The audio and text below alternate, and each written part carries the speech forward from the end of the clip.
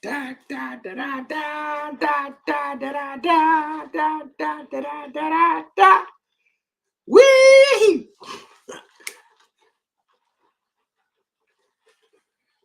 Tropical vacation swimming. I'm up here enjoying my day and time, and I'm watching this monstrosity. I like to say consolidations to the Los Angeles Lakers. Where the Laker fans at? Where them Laker fans at? Tell them to show up. Tell them what time it is. Tell them to get down here right now. Lock it down. Here's the date. Here's the time. It's now. Let's go. You have called, and I have answered. Oh, let's get it.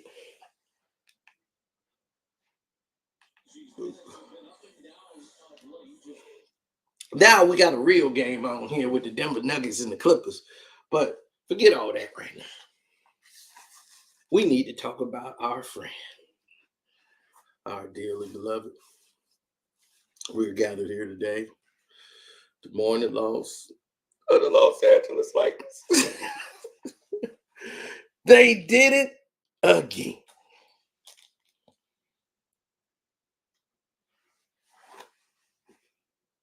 Oh my God. I don't even know how that got up there, but they did it again.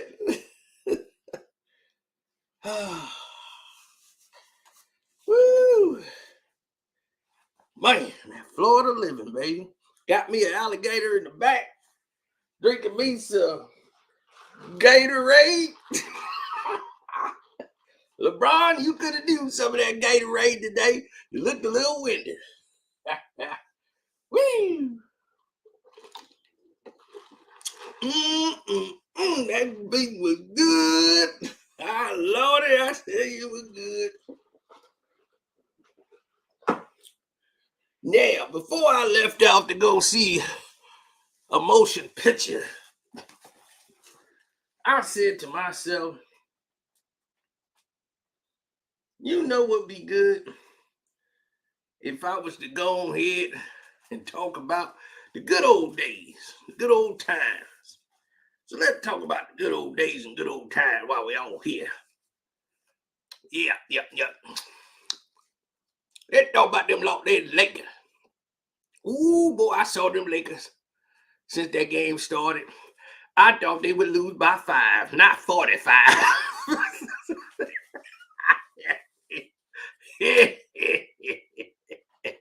Man, I know they were going to get beat by 5, not no 45, boy.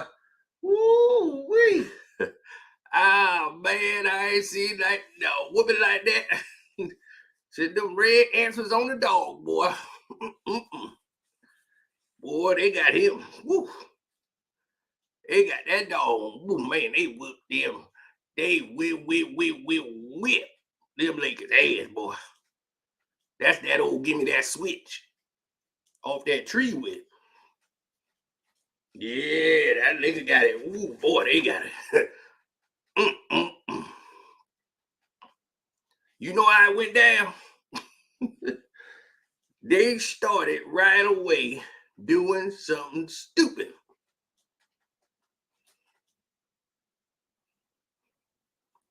They started off doing something stupid. That's what the Lakers did. When you start off doing something stupid, Bears win. I picked the Bears to win. I told my buddy to cash out his ticket. He had the Vikings. I said, cash out right now. I had the Bears +3. It's Monday Night Football. Get the hell out of there.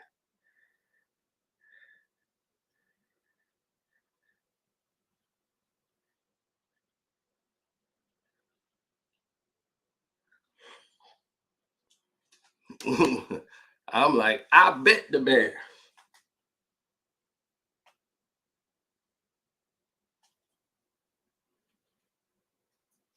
Now, This game was over in basically the second quarter.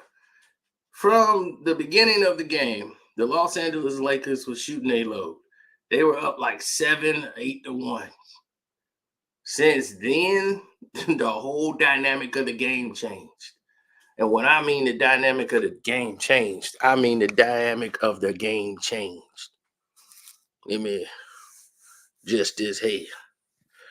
They got a good old ass whoop.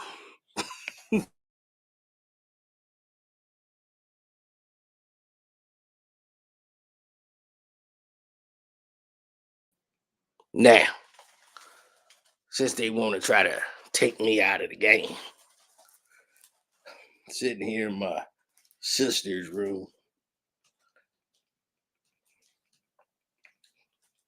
we had family member over, so I had to do what I had to do.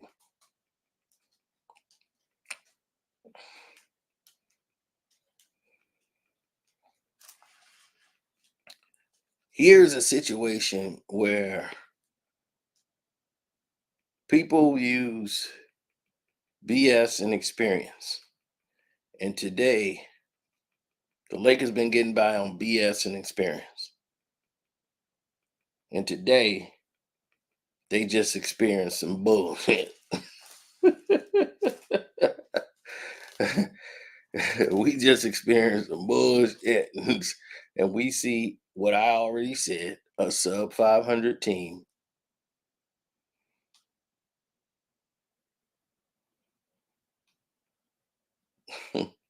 Yes, they're a sub 500 team. And that 500 basketball club got themselves caught up with a team that is a winning team. The Los Angeles Lakers had basically no wins against a winning team. Did you know that? You say, oh, they got 2 wins over Phoenix. That's back when guys were out and the Suns were on a losing streak when they were playing them. They have yet to beat a winning team. All their wins have been coming against teams that they're not going to see anymore. So it's fool's gold. Now, as this game consistently played out, once again, the Lakers' flaws are being exploited. They are no threat to any team that they play. Pat Bev did a great job on the back line. Covington didn't even score and did a great job of controlling LeBron James and keeping LeBron James off of the boards. They did a great job of boxing him out, getting physical with him, and LeBron was so lethargic, he just quit. He just quit, y'all. For real. LeBron quit.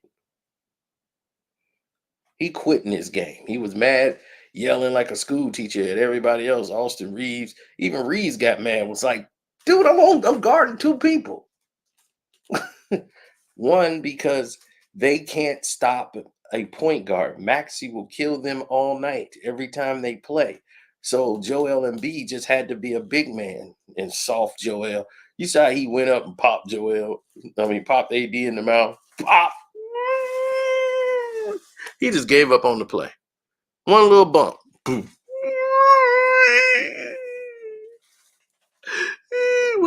What happened, AD?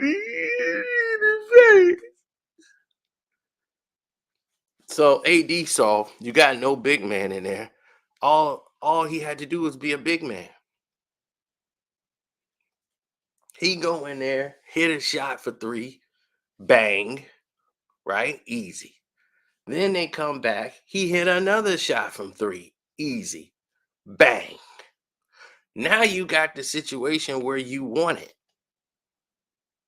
This is what you wanted all along. You wanted this situation to be in this type of category where anybody step up next can make a move. So everybody was like, okay, let's see how the Lakers respond. The Lakers tried to come in and get in transition. They're too slow. They're too slow. The Lakers' transition moves were so slow. Everybody who was right there watching the game was like, This is the Lakers. Everybody looks slow compared to the 76ers, who was just moving fast. Even Joel Embiid was faster than them. Joel got a triple double easy because LeBron James was not even being aggressive. They were hitting every three they put up because they were taking open shots. Guys weren't getting back on D. They wasn't communicating. And this is all LeBron James's fault. All of it is on him. Don't get mad at AD. AD only had 17. He had 11 rebounds. LeBron James had 0 rebounds. Let me repeat. LeBron James, who's 6'9", has 0 rebounds and played 30 minutes tonight. AD had 11 and 17, and he played 32 minutes.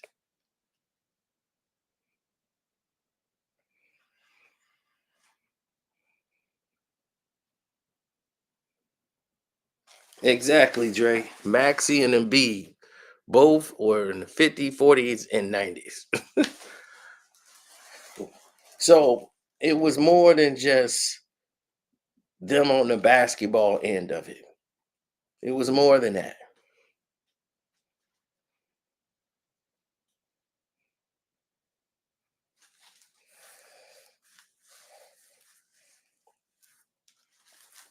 What was it tonight?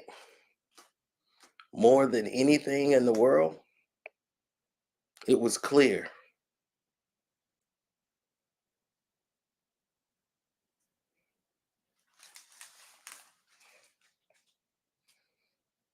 I mean, he let it go.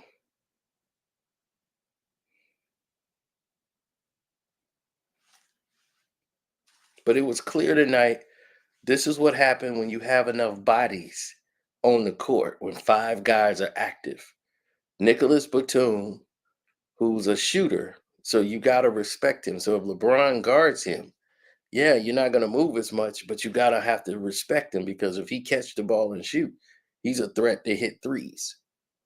But when they put Robert Covington on him, now defensively, Robert Covington's got you. He's a tough defender. He's going to keep LeBron James away from the rebounds. He's going to keep a body on LeBron. So that offensive rebounds is going to be out for LeBron. You don't get you LeBron James and you play a game for 30 minutes and don't get a rebound. You haven't helped the team, bro. You can't get 10 assists in a game. You ain't helping the team, bro. You mean to tell me LeBron can't get 10 assists in a game anymore? In today's game, you know how easy it is to get an assist? And this dude is only getting like 6 when he has the highest on ball percentage of anybody in the league.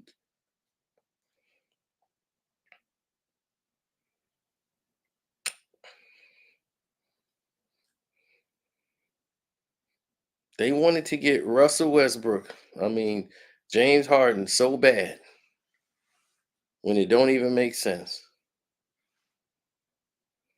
Now, PJ Tucker's good, but PJ Tucker gives up a lot in size.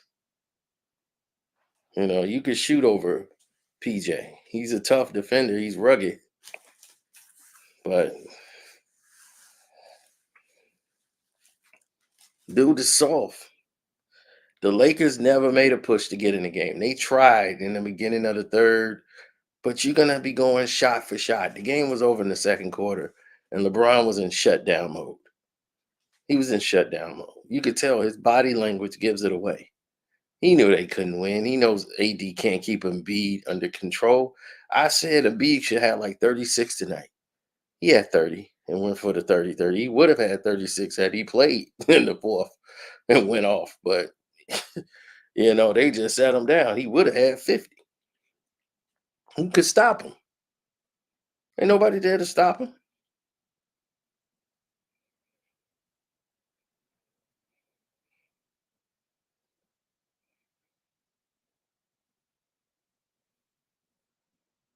Yeah, I bet on the Pistons and they screwed me. So,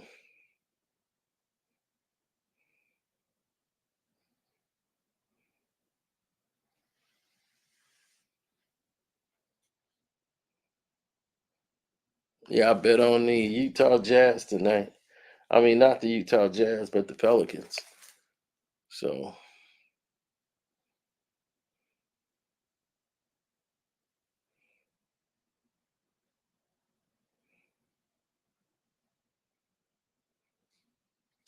yeah, my sister don't live here no more, but you can't tell from looking at this room. She's preparing to come back. This house number 2, I guess.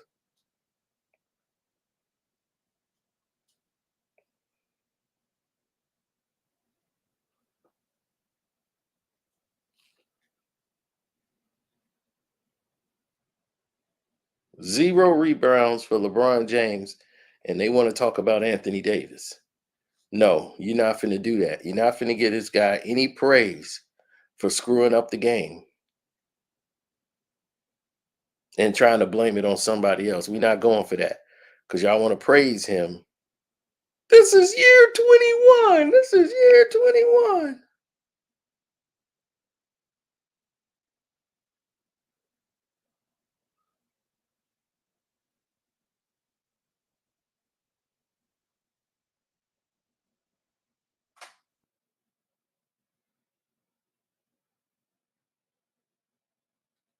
Yeah, Clippers fans has always been a little bit weirder. But see, the Clippers finna get a new stadium. And that new stadium finna take off. It's gonna be no more of this Staples crap. So now Clippers fans is, yeah, they got more Asian fans than the Lakers. Clipper fans for real, they do. They got a whole different vibe for Clipper fans. Oh no, you don't. It's like saying I'm a Cub fan and a Sox fan. I'm just root for Chicago. They don't do that. Laker fans and Clipper fans do not blend. They do not mix.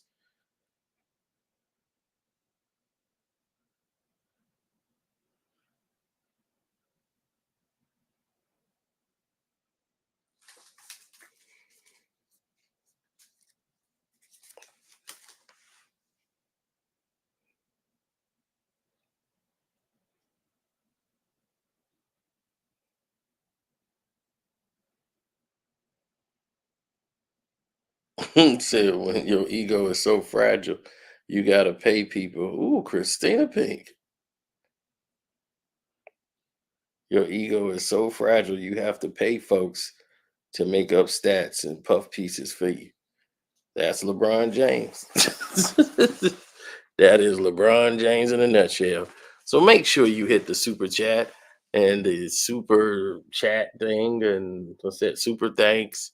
They want me to say that. We just had a meeting today. So yeah, make sure you do that. Hit those buttons and hit all those wonderful notes. Yeah, I picked the Clippers to win by more than 10. No joker tonight. I said, oh yeah, Clippers will win this by more than 10. They was like, you think they could win by 10? The Clippers, Denver still Denver. They gonna win by more than 10. Trust me. Tonight, the Nuggets gonna get rolled. And Los Angeles too.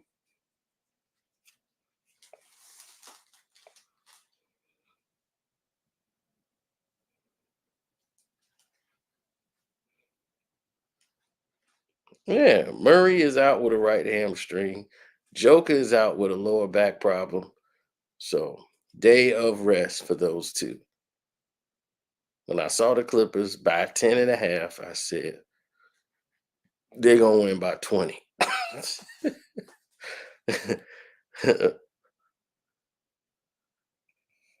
Lakers and Pistons on Wednesday. I know. In Detroit too. It's gonna be hot. If I wasn't in Florida, getting my gator, getting my Gators swag on, this would be a whole different conversation.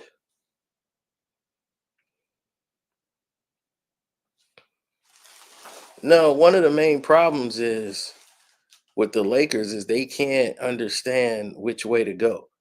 Like they're sitting there trying to adjust on the fly and find out what it is that they need to be doing and what they're doing in transition from what they used to do to what they're doing now. And that's the problem. That's a main issue in what's going on.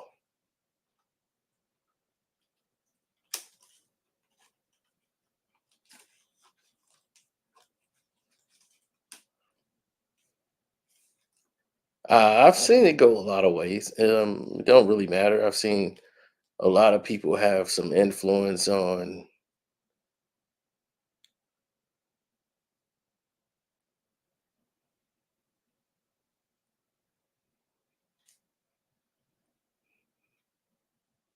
Yeah, I've seen a lot of people have influence on it, but Darvin Ham was out there trying to coach, but he couldn't coach because he's got LeBron James in his ear.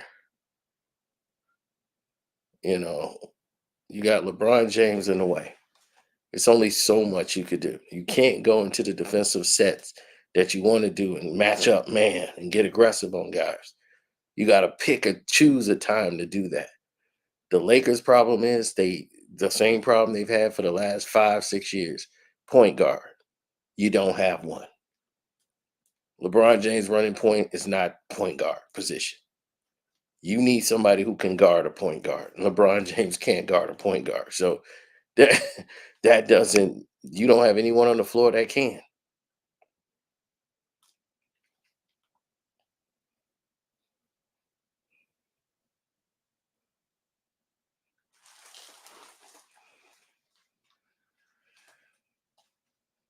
Yeah, you don't have anyone on the floor that can guard those positions.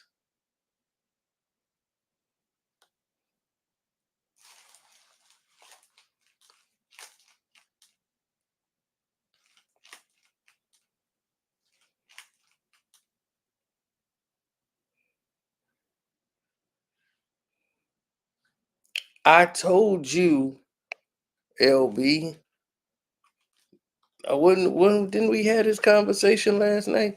I said LeBron's gonna have about 22 points. At least I thought I said that to you. I know I just said that in the chat.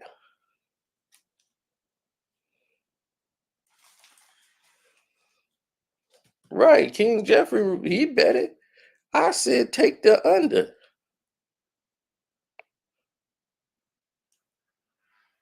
I said LeBron James, I said the 76ers should win by 5. They gonna cover the 3.5.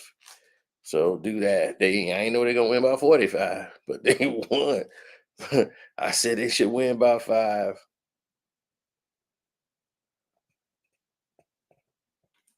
Yeah, I said he was gonna have lower than under 22. You might not have been in that live stream, but I was like, no, bet LeBron under 22 points or 22. I was like, he gonna have 22. Somebody was like, think LeBron gonna have like 26 or something? I'm like, no, lower than that, buddy. Whenever he plays a team like this, where he got to guard other people on the other court, like Denver or somebody, he can't get off because like he got to match up with Gordon. Gordon's gonna be all over him. He played a team like the 76ers. They got Robert Covington. They got more big guys. He got nowhere to hide. So defensively, they got guys that can get up in his grill and match up on him. So the only thing he could depend on is the free throw line.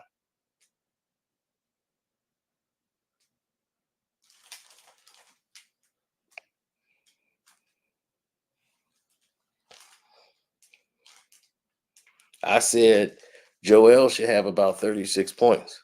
And he would have had he been playing in fourth quarter. He had 30 point triple double halfway in the third damn quarter.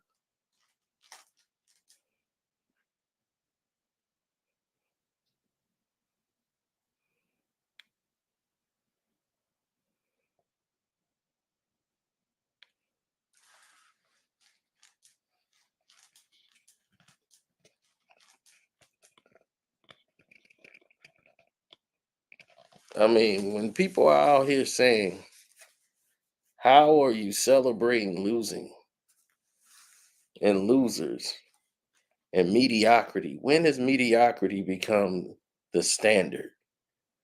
I just don't understand that. Since when? When has it been cool to be mediocre?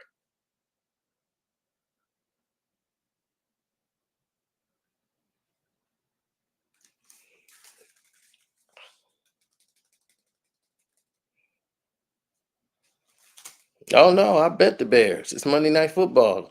3.5 with Minnesota with another quarterback. Jefferson might not play. I'm like, oh yeah, definitely give me the Bears. It's Monday Night Football, man.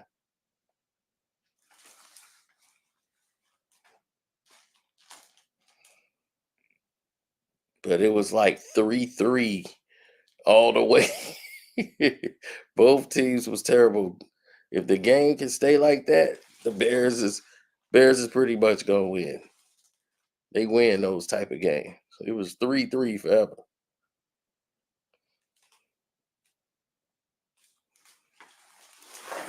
You know what was which was very revealing, my friend?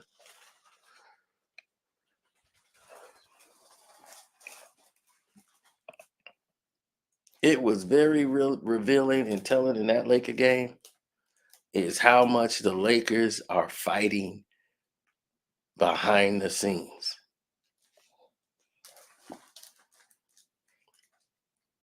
I know it's been the holidays and I wasn't really tripping on it, but against the Cavs, that game showed up. It took a lot out of the Lakers to play that game. Somebody like the Lakers are 10-8. What you mean they're a 500 team? They play 500 basketball. They're not beating teams with winning records. This is what I'm saying. They're not playing teams with winning basketball, in other words.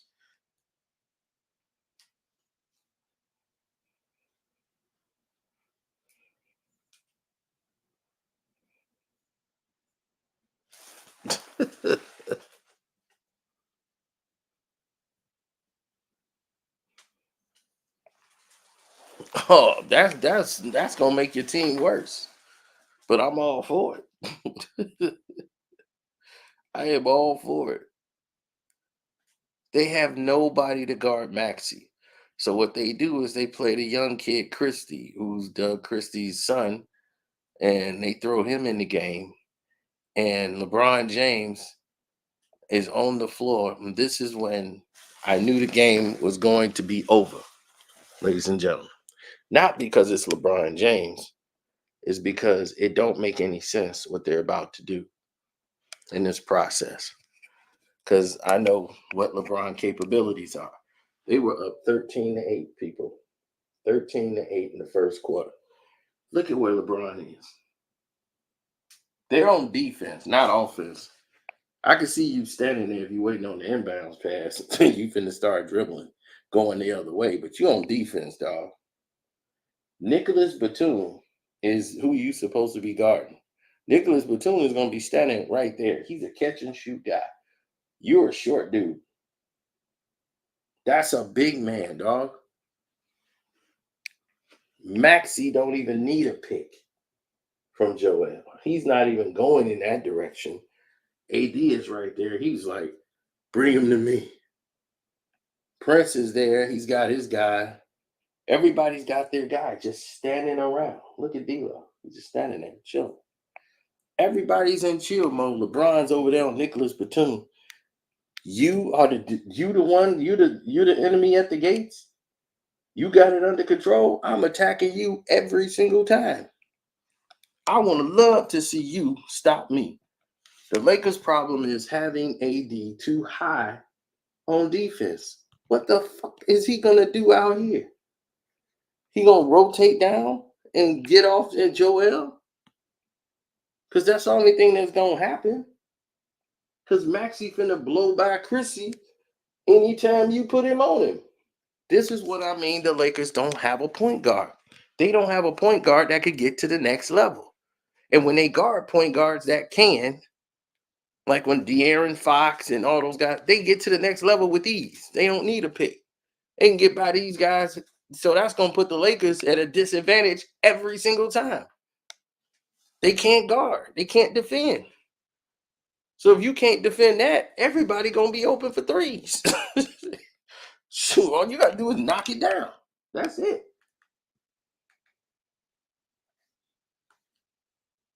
Maxey kicks it back. Chrissy's trying to stay and run with her. Joel got the ball, and he see AD is so damn lazy. It's early in the game. He gave him that much space. I'm like, this is where Joel likes to shoot from. Look, he didn't even get a hand up. Joel shoot from there all the damn time. Splash. And LeBron just standing around as usual. Then his fans say some dumb shit like, he the GOAT. He don't have to do nothing. He can stand around if he want to. He the GOAT. I'll be like, stupid bastards. This is why the run happened. Because the Lakers can't play D. Here we go again. Everybody's favorite person.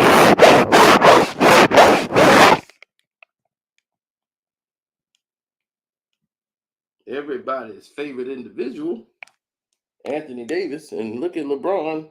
He's communicating, talking to Austin Reeves. What should we do, Austin? Guard somebody in blue. All right, well, you take the low one, I take the high one. But I don't want to be out here by myself and I get crossed. I don't want nobody to play that on ESPN tonight. Me getting crossed.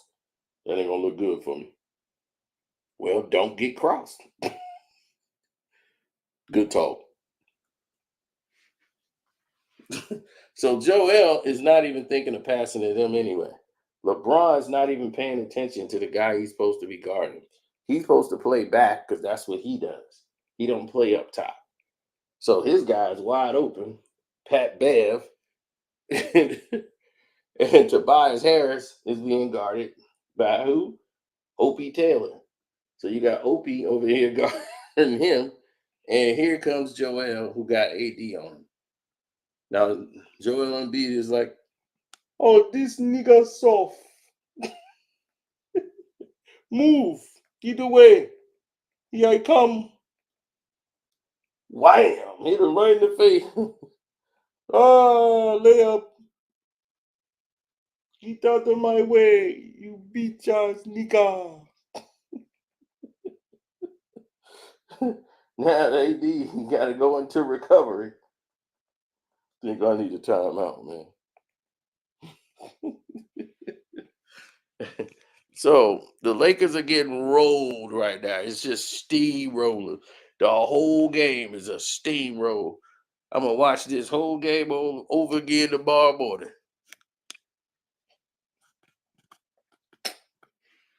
Passing out of the post. If you have a big man that can pass out of the post, and I don't know why Tobias Harris don't do this more, he could actually pass out of the post. All you got to do is outspeed their guys. D'Lo is a horrible defender. Joel Embiid is out there. Prince, and you got Opie Taylor guarding nobody right now. No good defenders are out there. Boom, boom. He puts a move down, drops down low, goes up high. Pat Bev cut through. Joel's down there. And if he misses, who's going to battle him and body him for the rebound? Nobody. Joel right there. Boom. Gets the rebound because AD's behind him. Like an idiot. And he goes up on AD, lays it in. AD can't do a damn thing with no Joel Embiid. He know it. I know it. The world know it. He can't do nothing. He's not a big man.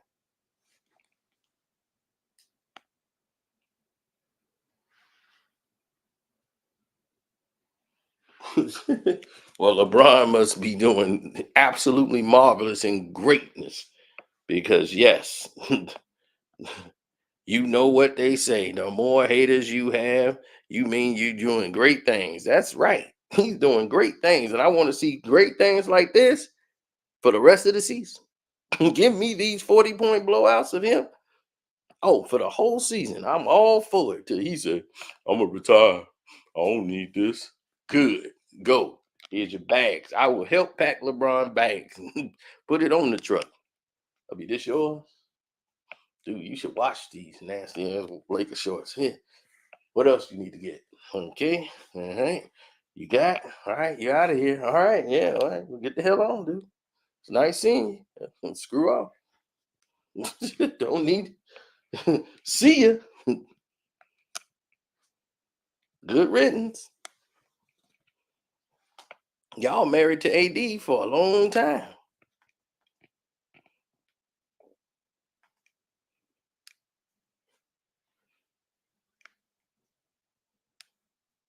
No rebounding. Boxing LeBron out at all costs. That's what matters.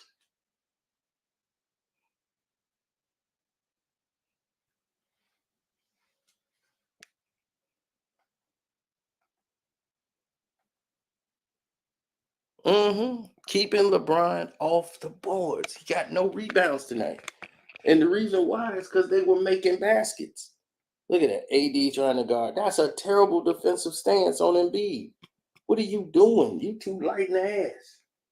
You giving up the position before he even got down there. And why is Prince leaving Nicholas Batum? He came to double Embiid to help your punk butt out. This is what LeBron gonna get mad at. I mean, dude, how you getting mad? You down 80-65. It ain't like it's a 2-point game. This ain't the time to get mad. Look at LeBron. Damn. How y'all blow that? I got the best seat in the house on the court. Yeah, I get to stand out here and watch the game. I'm D'ing this man up.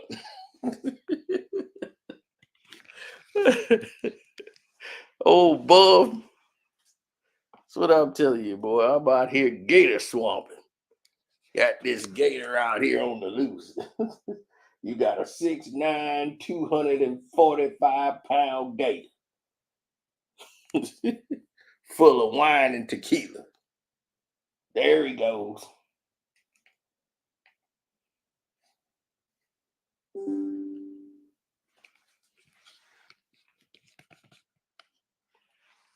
Now,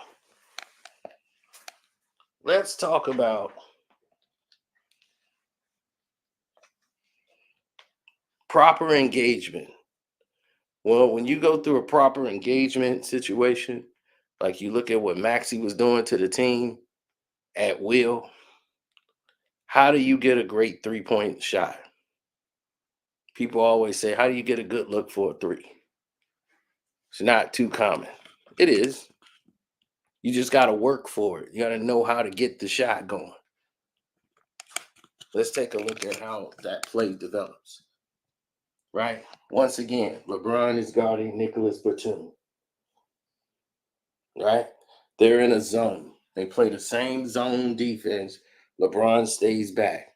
AD ain't in the game this time, but let's see what happens. Right? Pat Bev gets the ball, makes a move.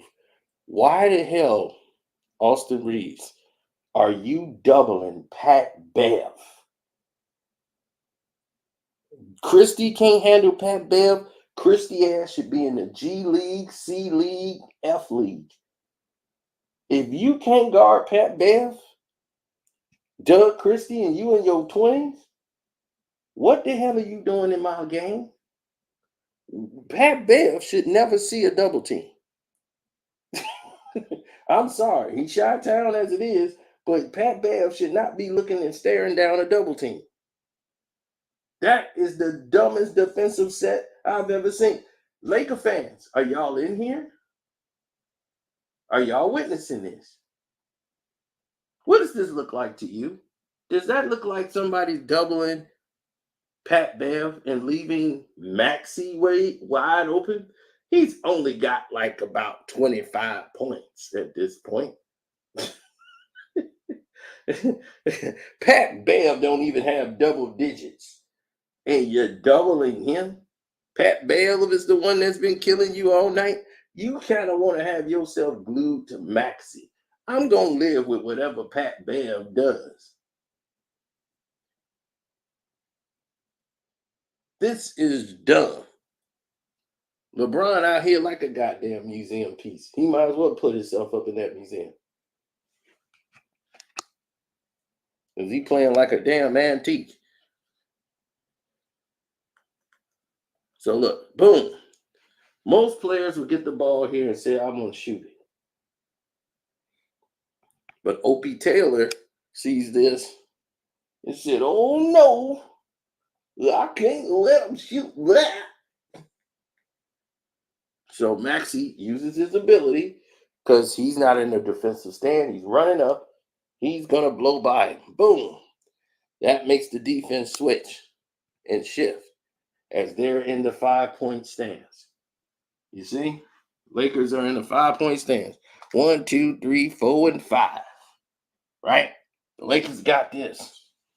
They're in their zone. This is to draw you in. So now he's got the 2 defenders drawn in as the man starts to cut at the middle. So he has a choice. He can hit my man Covington in the middle right there, or he has a wide open Pat Bev. They attack the zone the right way. You're not going to get any help from LeBron. He like, please don't come my way. So Maxey kicks the ball out.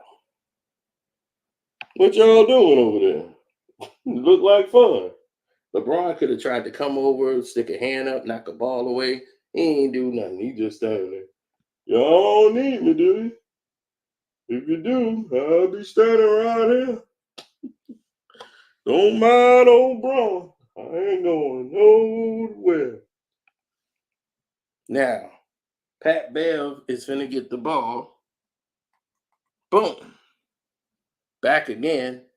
Now Reeves is in another full sprint to try to come and double Pat Bev. Like your brain is in your stomach right now. And once again, Maxey's like, let's run this back. He's right back to the double team of Pat Bev. Now you got him an even opener, more open than the last time. Now there's too much space for you to get back. He got an open look.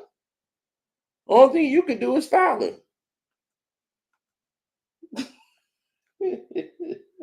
You give the people that in the NBA, and LeBron is pissed off like, how the hell you ain't guarding him, man? What the hell you guarding Pat Bev for? And Austin Reeves gonna get mad. I was guarding him, dude. Why don't you help out? Damn, I'm doing everything.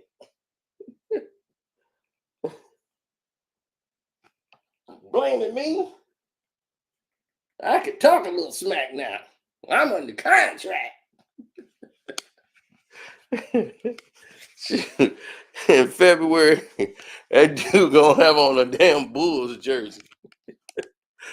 Austin Reeves is a good fit here, playing with the Chicago Bulls. He keep this up. People see him as dinner time.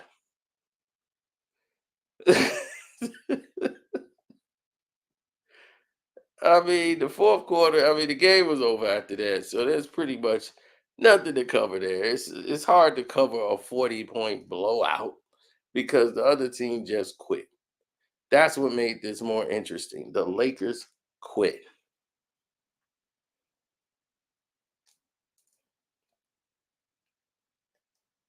Yes, flat out quit.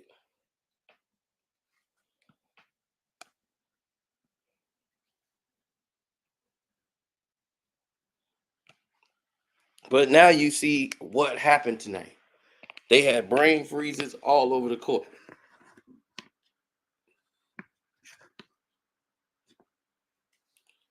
It's like when Tom Brady was talking about the conditions of football and how football is like generic right now. And people were mad at Tom, like, oh, he hating because he ain't in the game no more. Tom Brady got 7 Super Bowls. There's people that won't have that in a generation.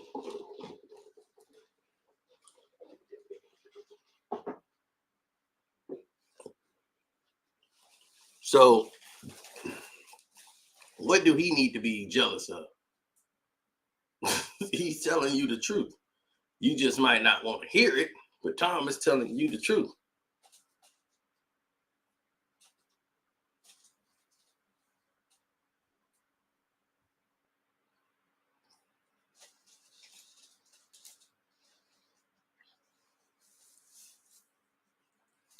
And this is what I like to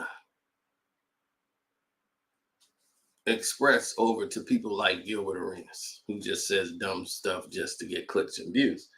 Let me go ahead and break this down to you. When he tried to compare his era from being the greatest players of all time, and he says it's my opinion. Just because it's your opinion doesn't mean that it's right. Just because something's my opinion don't mean that it's right. But we make the best argument to support our opinions. Okay? And that's the difference. Your argument to support your opinion does not make sense. That's why I say you're wrong. Now, I can't stop you from believing it. If you said Fuzzy Wuzzy was a woman, I mean, if you want to believe it, then sure, go ahead. But I'm not the one that changed your mind. I'm not here to change minds. I'm here to give people and present them the facts. Or if it's my opinion, I'm going to give you the reason why I made that opinion. I'm going to give you professional thought. You're going to be able to say, this is why he feels this way.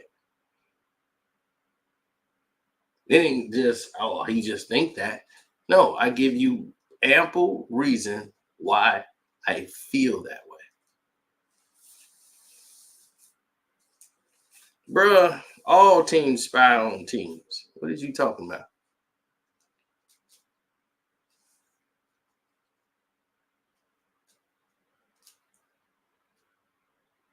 All teams spy.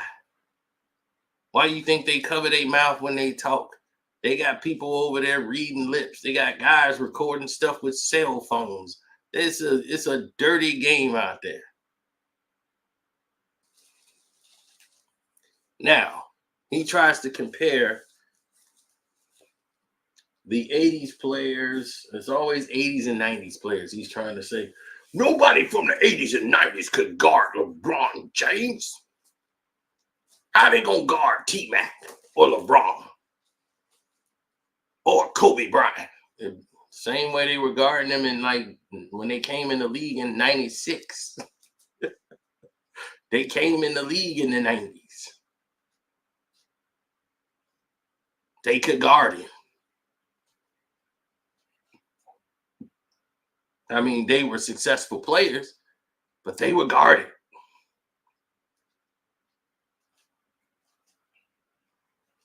The same guys you talked about, when they got C. Webb and all these athletic guys start coming into the league. Latrell Sprewell, all these tall athletic people, Steve Smith, all these forwards with all this athletic ability like guards were coming in the league. They played against Jordan. They played against all those big dudes, Antoine Carr, all them people you thought because of the way they look, they couldn't move, they slow, right? They were getting up and down the court. I don't remember Antoine Carr having no problems getting up and down the court and playing for 40 minutes a night. I don't remember Thurl Bailey saying, I can't go tonight. These dudes are strong, powerful, and they weren't going down off a touch.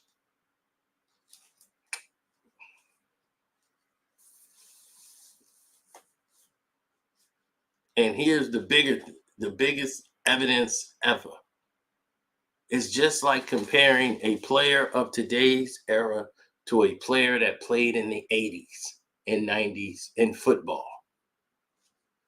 I can't call you a receiver if you didn't play the game where it's not your fault. You got to play to the rules that's, presented to you. But I can't say a player today because of how many yards and stats he got today in the era of fantasy football where it's so easy for a receiver to get 100 yards now.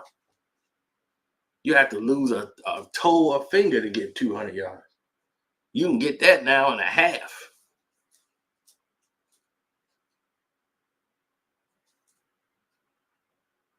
You can get that in a half. But I can't compare you to a wide receiver that comes across the middle and could get their head taken off by Ray Lewis.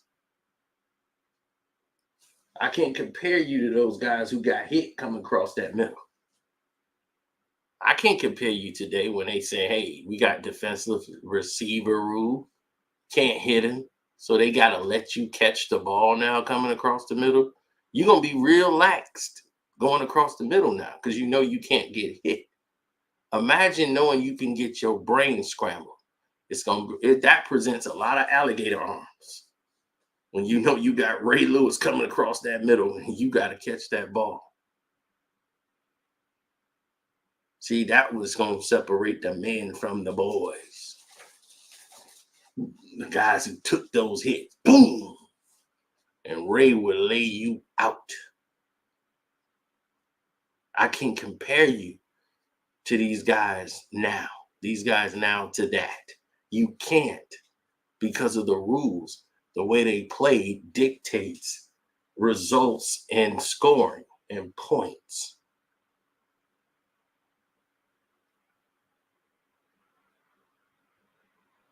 It's like the NBA. I can't compare you to the 80s and 90s because you wouldn't survive. In this rule change that makes it real laxed for people to score points. You can't compare these people to how they were playing 20, 30 years ago. When you can hand check somebody, you could bump somebody in the head. And it was like, all right, so what you crying for? You think LeBron could play under that conditions? He cannot. He couldn't get by anybody. He can't shove off with the arm. That's an offensive foul. He couldn't survive. He would not survive in yesterday's game. Tim Duncan is better than LeBron James. And like Tim Duncan said out his own mouth, I had a better career. Boom, mic drop.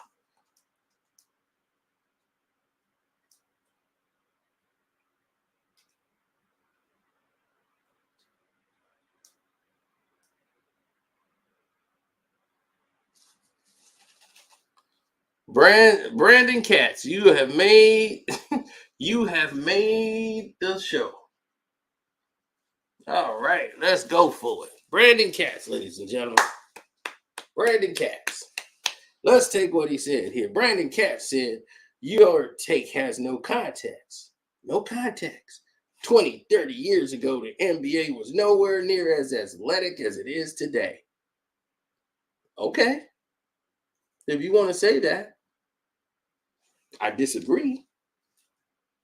But yes, there's a lot of athleticism. Athleticism does not equal talent. Brandon, you think because someone's athletic, they're good?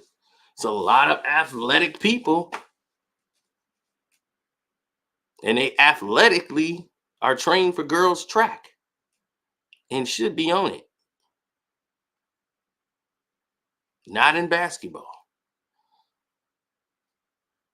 You see, this is what happened when you listen to people like Gilbert and you listen to Gil's Arena.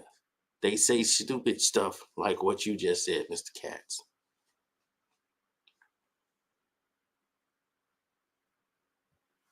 Everybody who played 20, 30 years ago can play today. Every single last one of them.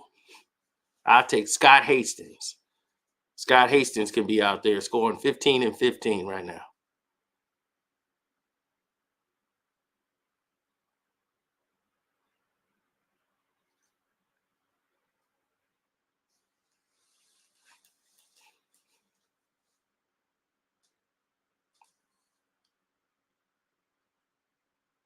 What do you call athletic? Do you realize in the 80s, they were running in 80s and 90s, they still have records that stand the test of time. Nobody's beaten Bo Jackson's time at the combine. Nobody was able to do the things Bo Jackson could do, and Bo Jackson was in the 80s. You want to talk about athleticism? He was power and athleticism. Power like you've never seen. Speed like you've never seen. You guys are deluded. Not the same. You're more fragile. You can't take hits. You can't recover like these people could. These guys could drink beer, smoke cigarettes, run 40-yard miles, and they don't look like they bidybuilders or athletic build, but they look like a Mack truck and can outrun and stay with any of these damn athletic bigs.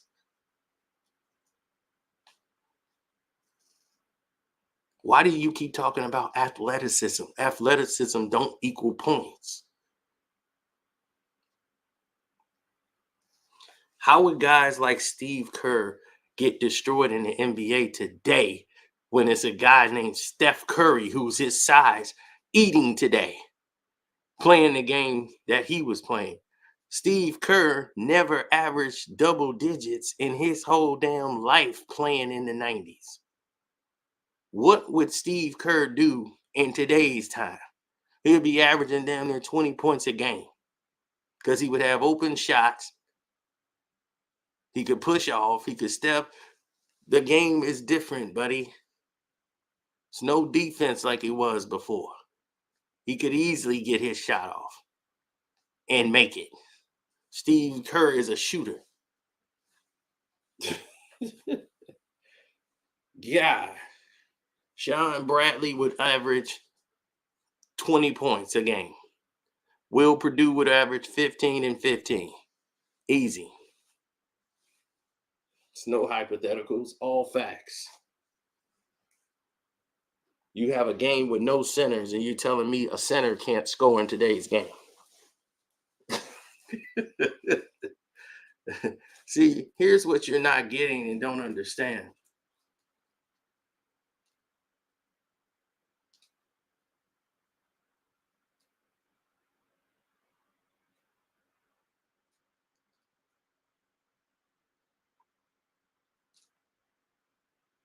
I'm not comparing them against each other. I'm saying their games are similar. It's the style of play that they played in. They're off the ball players. They can catch and shoot. You have to know basketball if you want to sit up here and have a conversation with me. Yes, Ace, you're proving my point by showing that's Steve Kerr stats, right? 27%, right? On 50%, okay, field goals for 20 plus years, 4 MVPs, 4 this and that.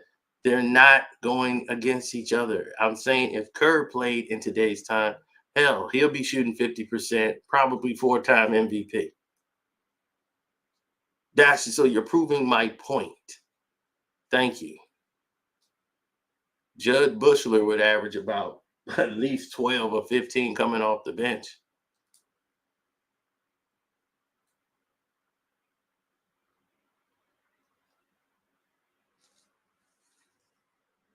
No, he would. Centers won't score. Centers would score. All you got to do is give him the goddamn ball. You give Will Purdue the ball in the paint. Guess what he's going to do? Score. You know what guys could do back then? They had skills. You keep talking about athleticism. skill plays a part, sir.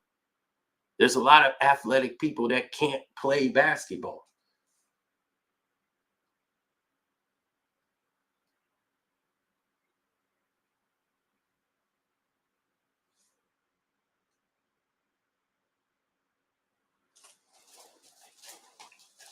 Oh, they're everywhere.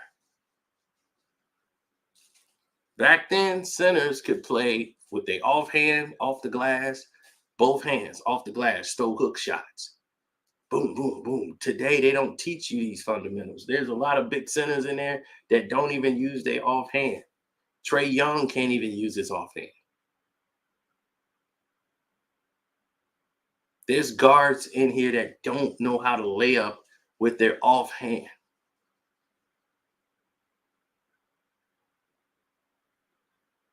They don't possess the skills. They don't work on them. They lift weights and shoot threes. That's how pathetic everything has become.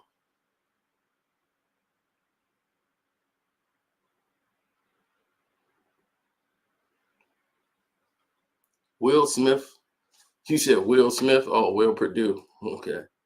Will Purdue would get destroyed on the perimeter. Ennis Cantor couldn't guard anyone on the perimeter.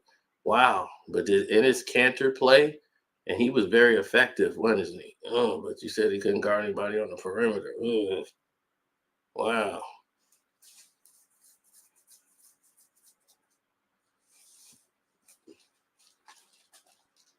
Who was he supposed to guard in the perimeter again? Bigger, faster guard?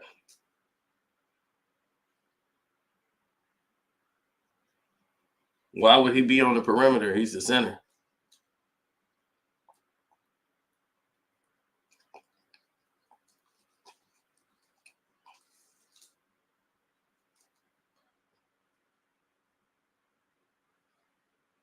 Well,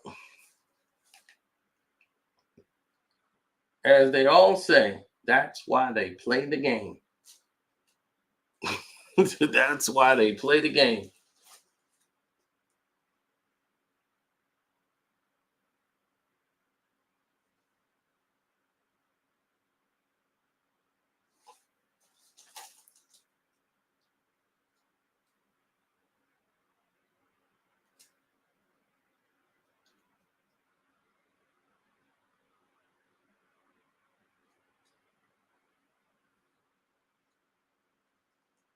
Oh yeah, my buddy lost money. I told him to cash the hell up out. I'm like, dog, get up out the game. What you doing?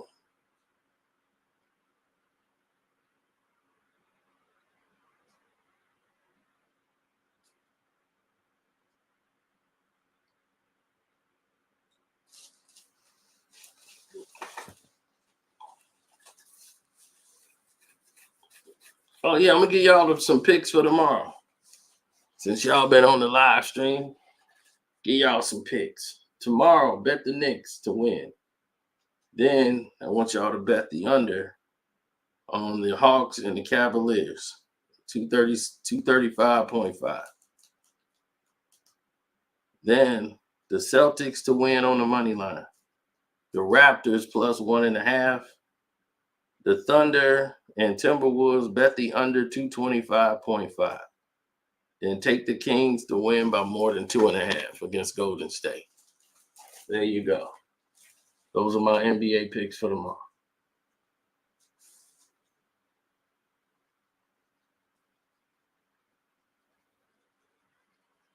I'm one of the first people ever to to gamble, sports bet gamble in the state of Florida. They just got a law approved that say that they could do it. And I'm one of the early people that got, and I don't even live in Florida. That's right, baby. Hard Rock Bets.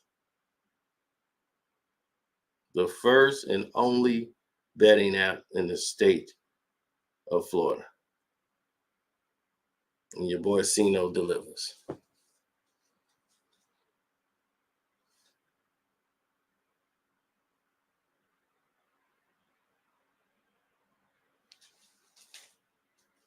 Come on, James. Let's get him up out of here, James. Yeah. We're going to whoop these dudes and cover that 10.5.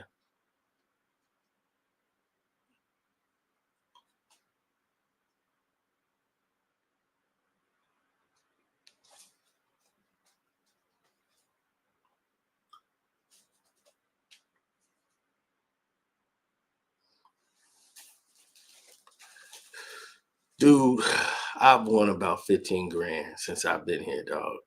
It's been that crazy.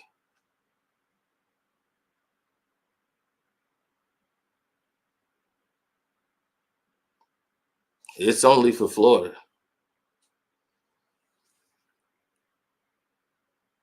Nope, no bets from Florida. MGM, no Florida. You got to find one in your state that lets you bet. Florida had a law that prevented them from betting. Florida was so backwards. Like, this is one of the most like swamp driven places. Like, dude, they have a celebration going on at the casino right now. I was just telling LB about it. They finna get their first crap table where you actually shake the dice and throw them.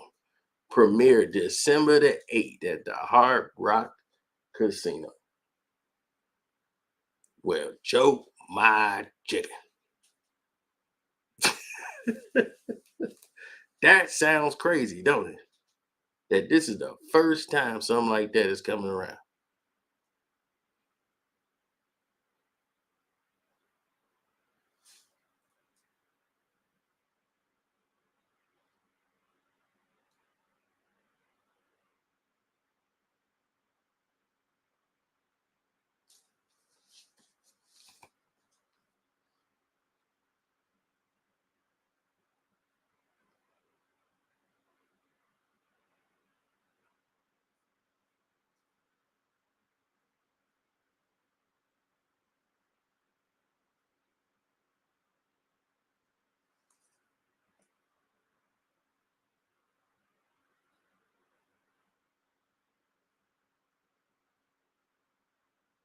Hmm.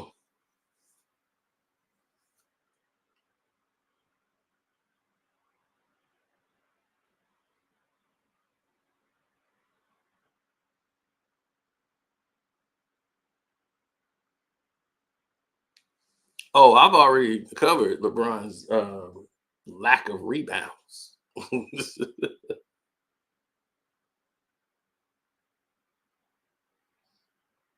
Yeah, I think the Hawks and Cavs, I mean, in Atlanta gonna put some points up. See, Atlanta don't play a lot of D. They just try to outscore you. Period. That's a lot of people's goals. Sometimes, you see them, and it's kind of like crazy.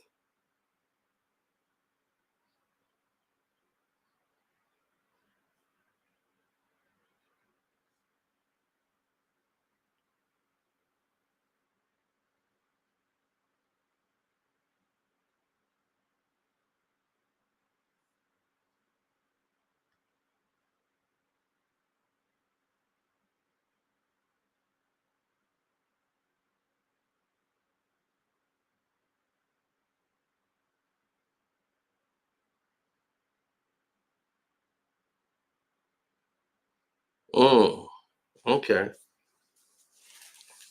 Well,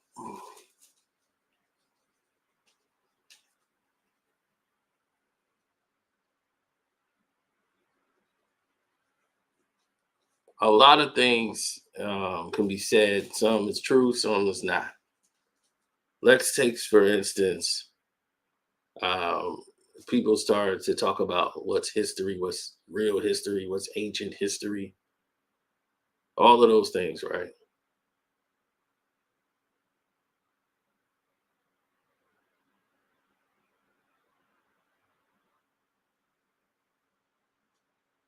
I hear it a lot. Hear it a lot.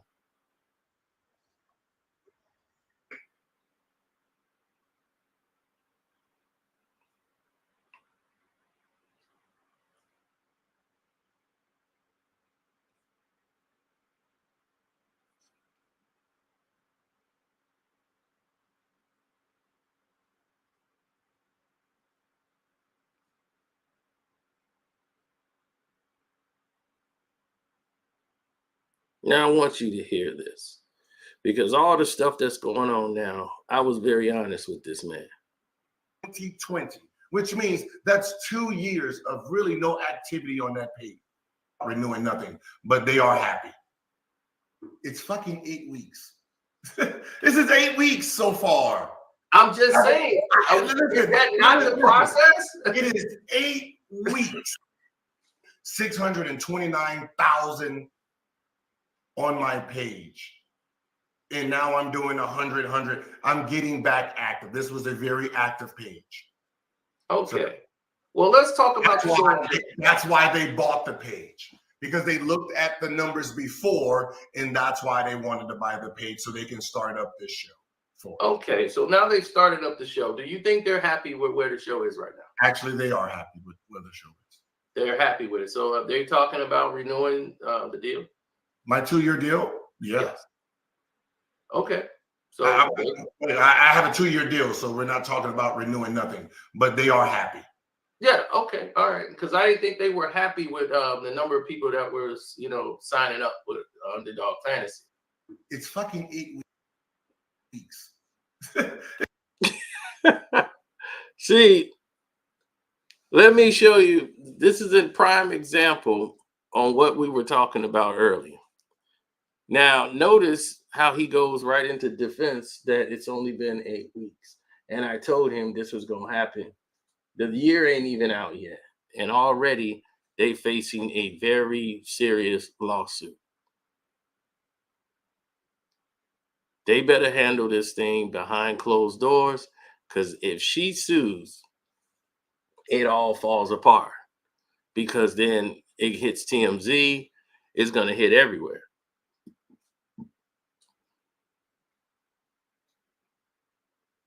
Oh, I'm going to help it. Oh, I'm going to help it hit. Oh, it's going to hit. I'm going to make sure of that. Now,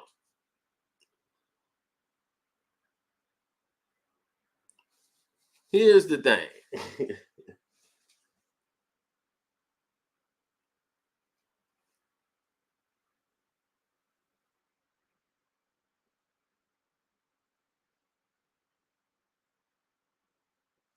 When people go through this,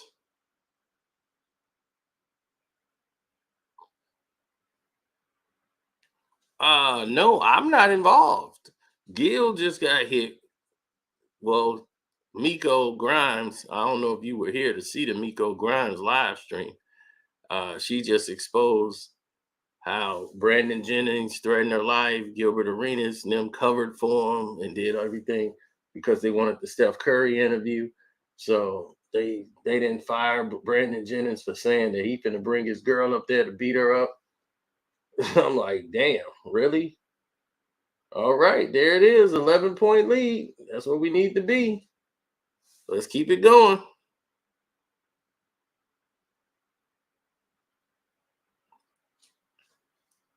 Now, he's trying to defend his show early when me and Kwame Brown built this show.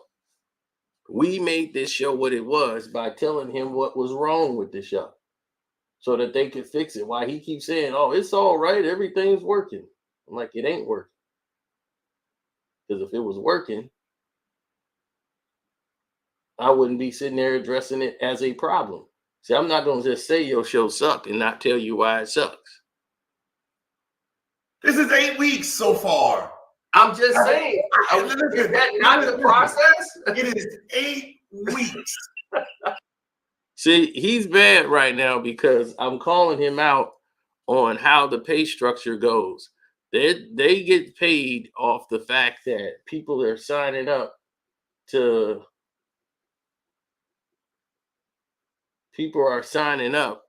Underdog Fantasy for, their betting app.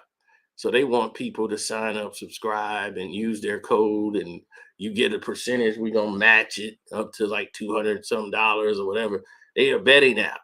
So they need you to subscribe to them and use their betting service.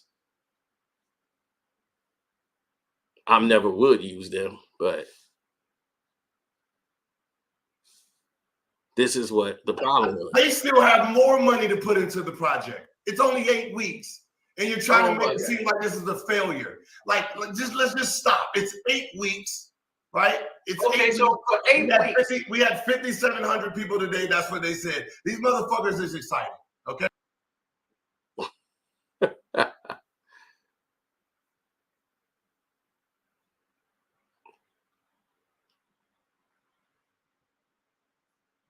So right away, he's talking about it's only been 8 weeks.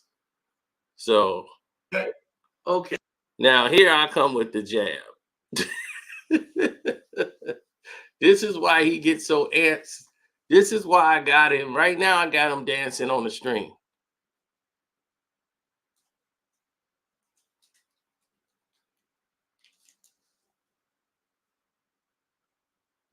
Buddy, you don't know what I have. And they don't want to do that. They really don't want to see court. Ever. Trust me, they don't. They think they do, but they don't. People just don't know what I have on file.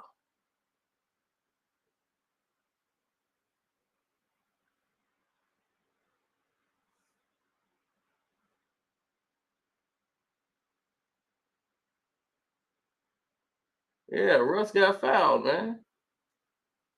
On the putback. You know what he was doing? That's right. Gucci Man ref. Now, I can't make Gil look like a dork. I mean, he's looking like what he is. So right now he's being extra because he knows I've exploited that fact that they get paid. He gets $1 off of everyone that signs up. If they use his code, promo code, he gets $1.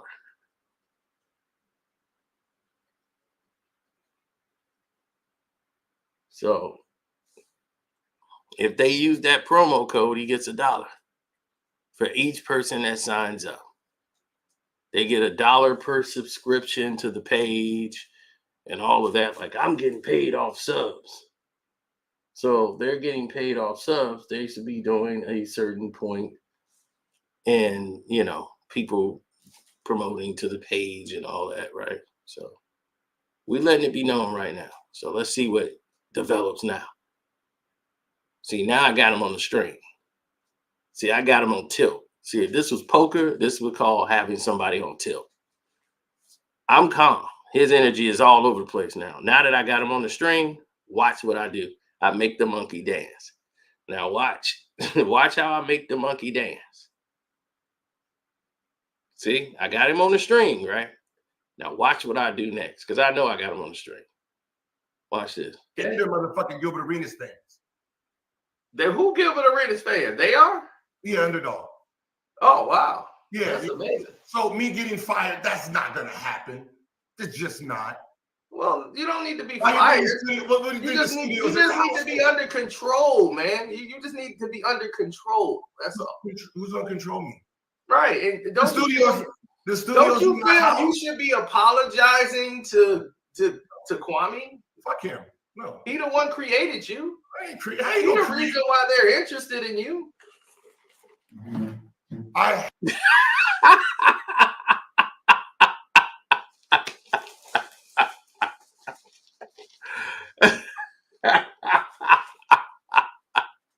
Once I had him on the street, you see how I make the monkey dance?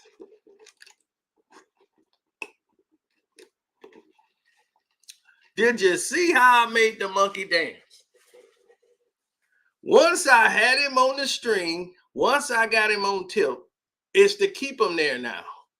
Now he's finna perform for me.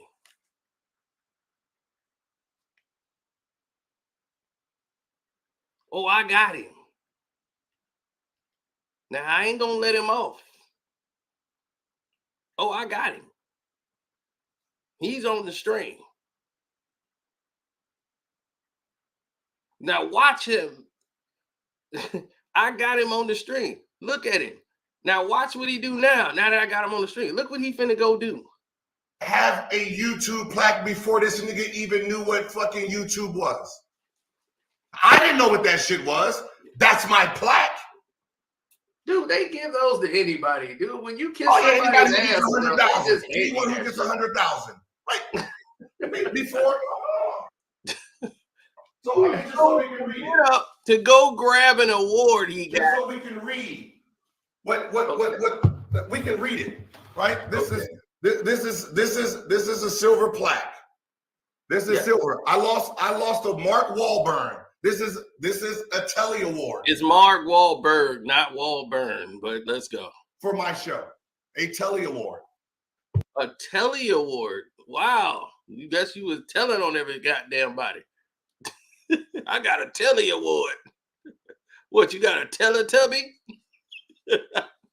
I got a Teletubby Award for telling on everybody. Telly Award. And look, he said that like that meant something to me.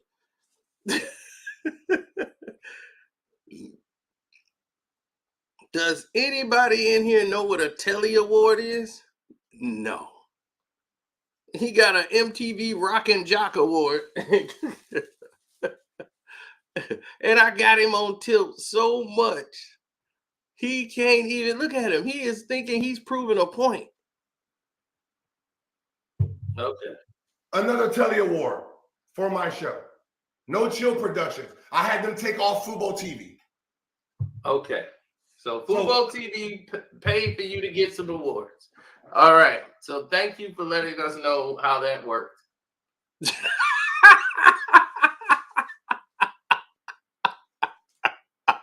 You see, I still don't give him the credit that he thinking he finna get by showing me that. I said, okay, Fubo TV paid for you to get some awards. Thank you for exposing that. See, if you let Gil talk enough, he give up all the information. He was like, I had to take Fubo TV off the award and put No Chill Productions so it could say my production company won and not Fubo.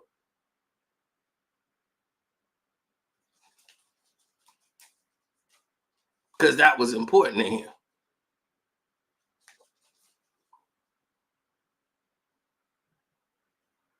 So he's proud of these little awards and trinkets. We only care about the product, the actual show, man. I'm not here to watch an award. I'm not here to watch an award. I'm here to see once and for all.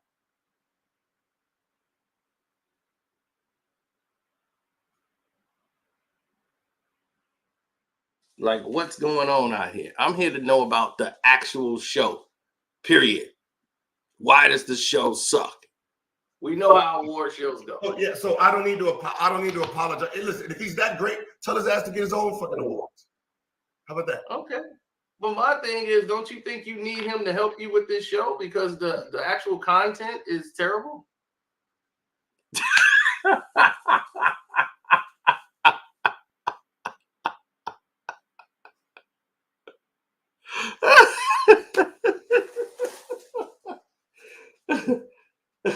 Now tell me, did I do this justice or did I do this justice?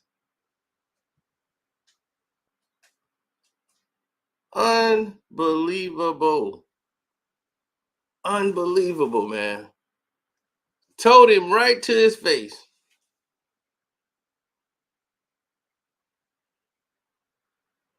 Look at the look on his face. I told him right to his face, your show is terrible.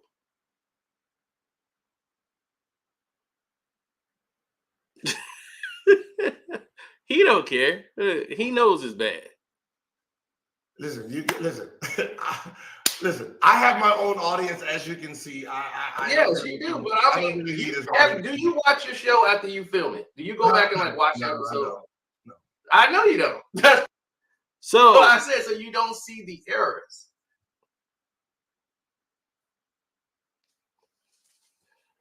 He don't look at his show once he finishes or records it. So he doesn't even look at the show and know that the show is terrible.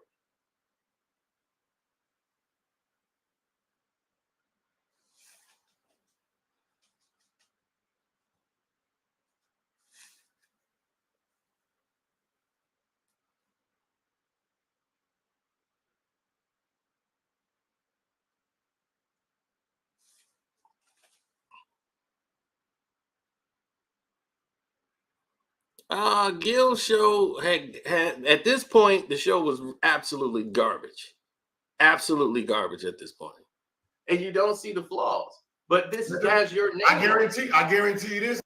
Now look, he doesn't watch the show after they record it. He don't go back and watch the show. So he doesn't know what's going on. Right?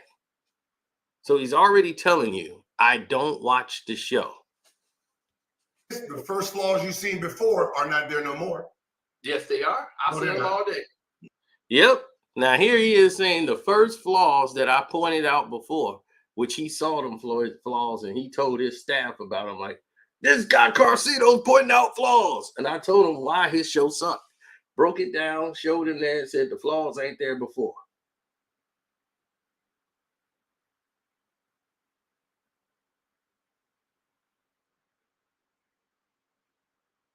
Right? Now, let's listen. Because I told him the flaw, he trying to tell me those flaws ain't there no more. Because that's what they told him. Because he don't pay attention. He doesn't watch the show after he record them. He just said it. So he don't know they're there. He thinks they're gone because they told him that. But they were still there. But he's saying it with confidence because they ain't there no more. You don't watch the show, so you wouldn't know. You don't watch the show, so you wouldn't know. After you record, that's it. So you don't know. I seen. We see the show when it's done and they put it out to the public, and we see the flaws are still there. All right, let me correct you on something. I'll point one out to you right now. The fonts. Your fonts. You spend all this money and you have a great set. The set is amazing. That is an amazing set. The color, the background, everything they've done there is flawless. Well, here's the problem. You have cheap fonts. I'm like, who is putting up these little questionnaires and stuff? It is cheaply done. It lowers the production value. Boom. Right away, after he just said they fixed everything, I clearly point out what they did not fix, which was a main thing going wrong with his show. You spent all of this big budget money. You got a producer. You have all of this, and you letting it be redundantly done by a cheap font that they give you. Anybody who do coding and all that, they can tell you that irritates them if they see something cheap when they have all this going in. Boom, you got a cheap font on there. Now watch his answer now after I just pointed out one thing that was wrong. If I'm going to spend all this money on a set like this, I'm not going to let somebody make my work look terrible when we get to this point. If I'm going to spend money on it, like you said on my camera phone, I'll tell them that their custom fonts are cheap. I mean, you should know that. It's your show. Your name is on it. That fonts is terrible. I'll tell them that. And that's just one of the. That's one of the. I'll tell them that their custom fonts is terrible. Yeah. Go look at other people's shows. Go look at other people's shows and look how their fonts is. Look how the intros are. The intro's terrible. The intro to his show was terrible. Dude, everything that I said was correct. Yeah, you might say you're hating on the show because you hate Gil. Nope, I'm telling Gil the truth. See, everybody tell him what he want to hear and say everything's fine. I ain't finna do that. I'm telling him the truth. Ladies and gentlemen, this man is getting the truth. He don't like to hear the truth. But since he came on the show, this is what he's getting, the truth. This is that hard dose, that hard pill he got to swallow. It's so much wrong with this show. And that's the best part about it, sir. It's fucking 8 weeks. I know, but like I think hold on. I think if we watch ESPN when it first started, or any show when it first started, and we check out their first weeks compared to now, I guarantee you it's fucking different. That's the point of a show, that you get to improve it every single day. They're working on that every single day. They're working on angles every single day. So what we're talking about here, let me know 6-7 months from now if we still have the same problem. Okay, but you do understand that I am correct. In what part? No, you're saying the show is failing. You're incorrect. The show to you, really that's your opinion. The show is failing. Okay, in my opinion, and everything I've shown, it showed that these numbers is not really, but okay, all right. In my opinion, it's failing. But I pointed to you that there's some issues there. That's the reason that the content isn't what it's doing, what it should be doing. Okay. I mean, it's really a fixable situation, but you don't seem to have the concern about fixing the situation. I don't. See?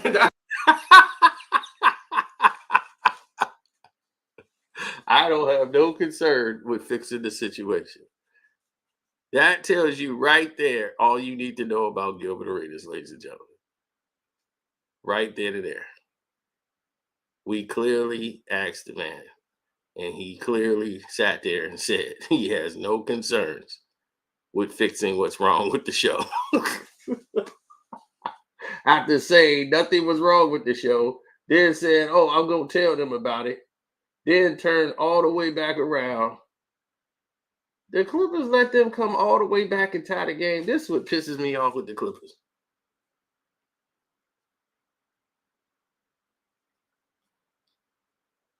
That's what I'm saying. You don't see it. The fact that you keep saying it's 8 weeks. It's 8 weeks. That's like somebody saying, hey, it's only week 1. We'll get it together. Then you're 15 and 35 and 42. That's their job. Go get it together. That's their job to get it together. It's their job. Don't you understand the show and the format? Yeah, I know the format. I mean, and the show. Okay. All right, let's take this for instance. Do you think it's wise to have the person that's doing the stats sitting there right next to you with a laptop in his hand? Yeah. Reading the stats to you right there from the laptop. Yeah, he's working on being a producer. Right, exactly. He needs to be a producer, and he needs to be off the screen, and he needs to be telling you these stats off the screen. So someone's telling him off. Right. If somebody's supposed to give you the stats, you got to have it in your ear. You don't need a laptop on your lap doing that. You look. He's direct. And it looks like you're just Googling it as you go, like you're winging it. He's changing the topic. So he's an Your show is not good, dog.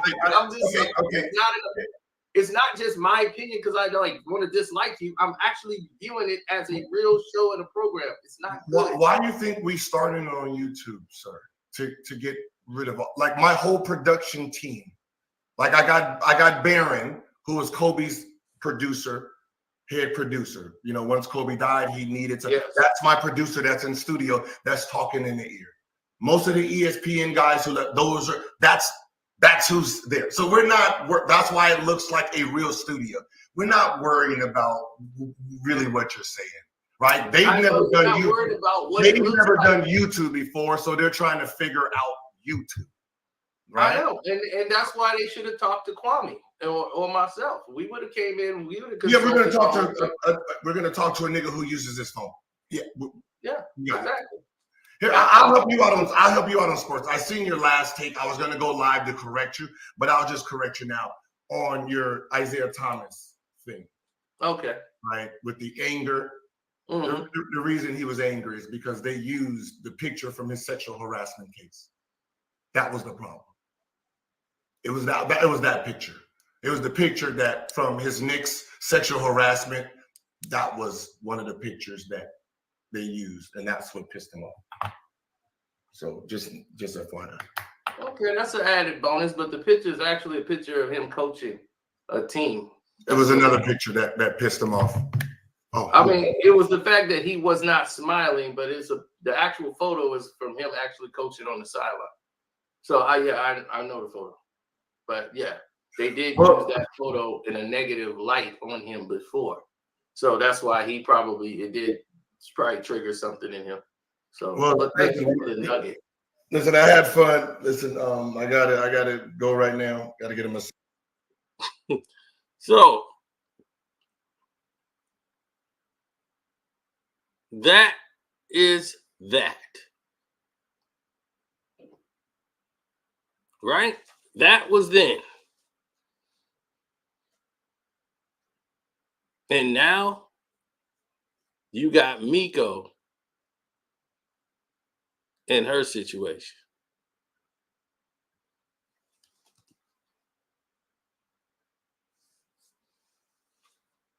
And why the Knicks can't get any respect.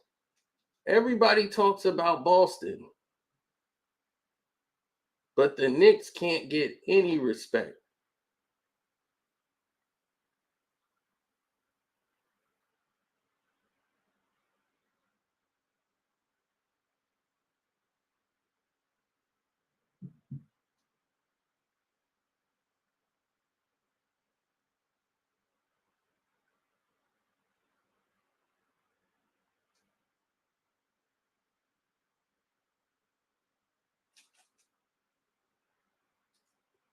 Uh-oh, Reggie Jackson just went at it and got him a flagrant foul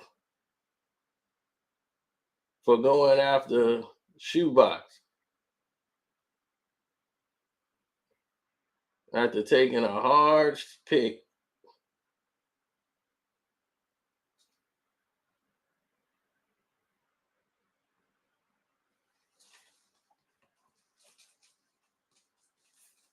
Former teammates, Knicks are trash. Why are the Knicks trash? How are the Knicks trash? That don't even make sense.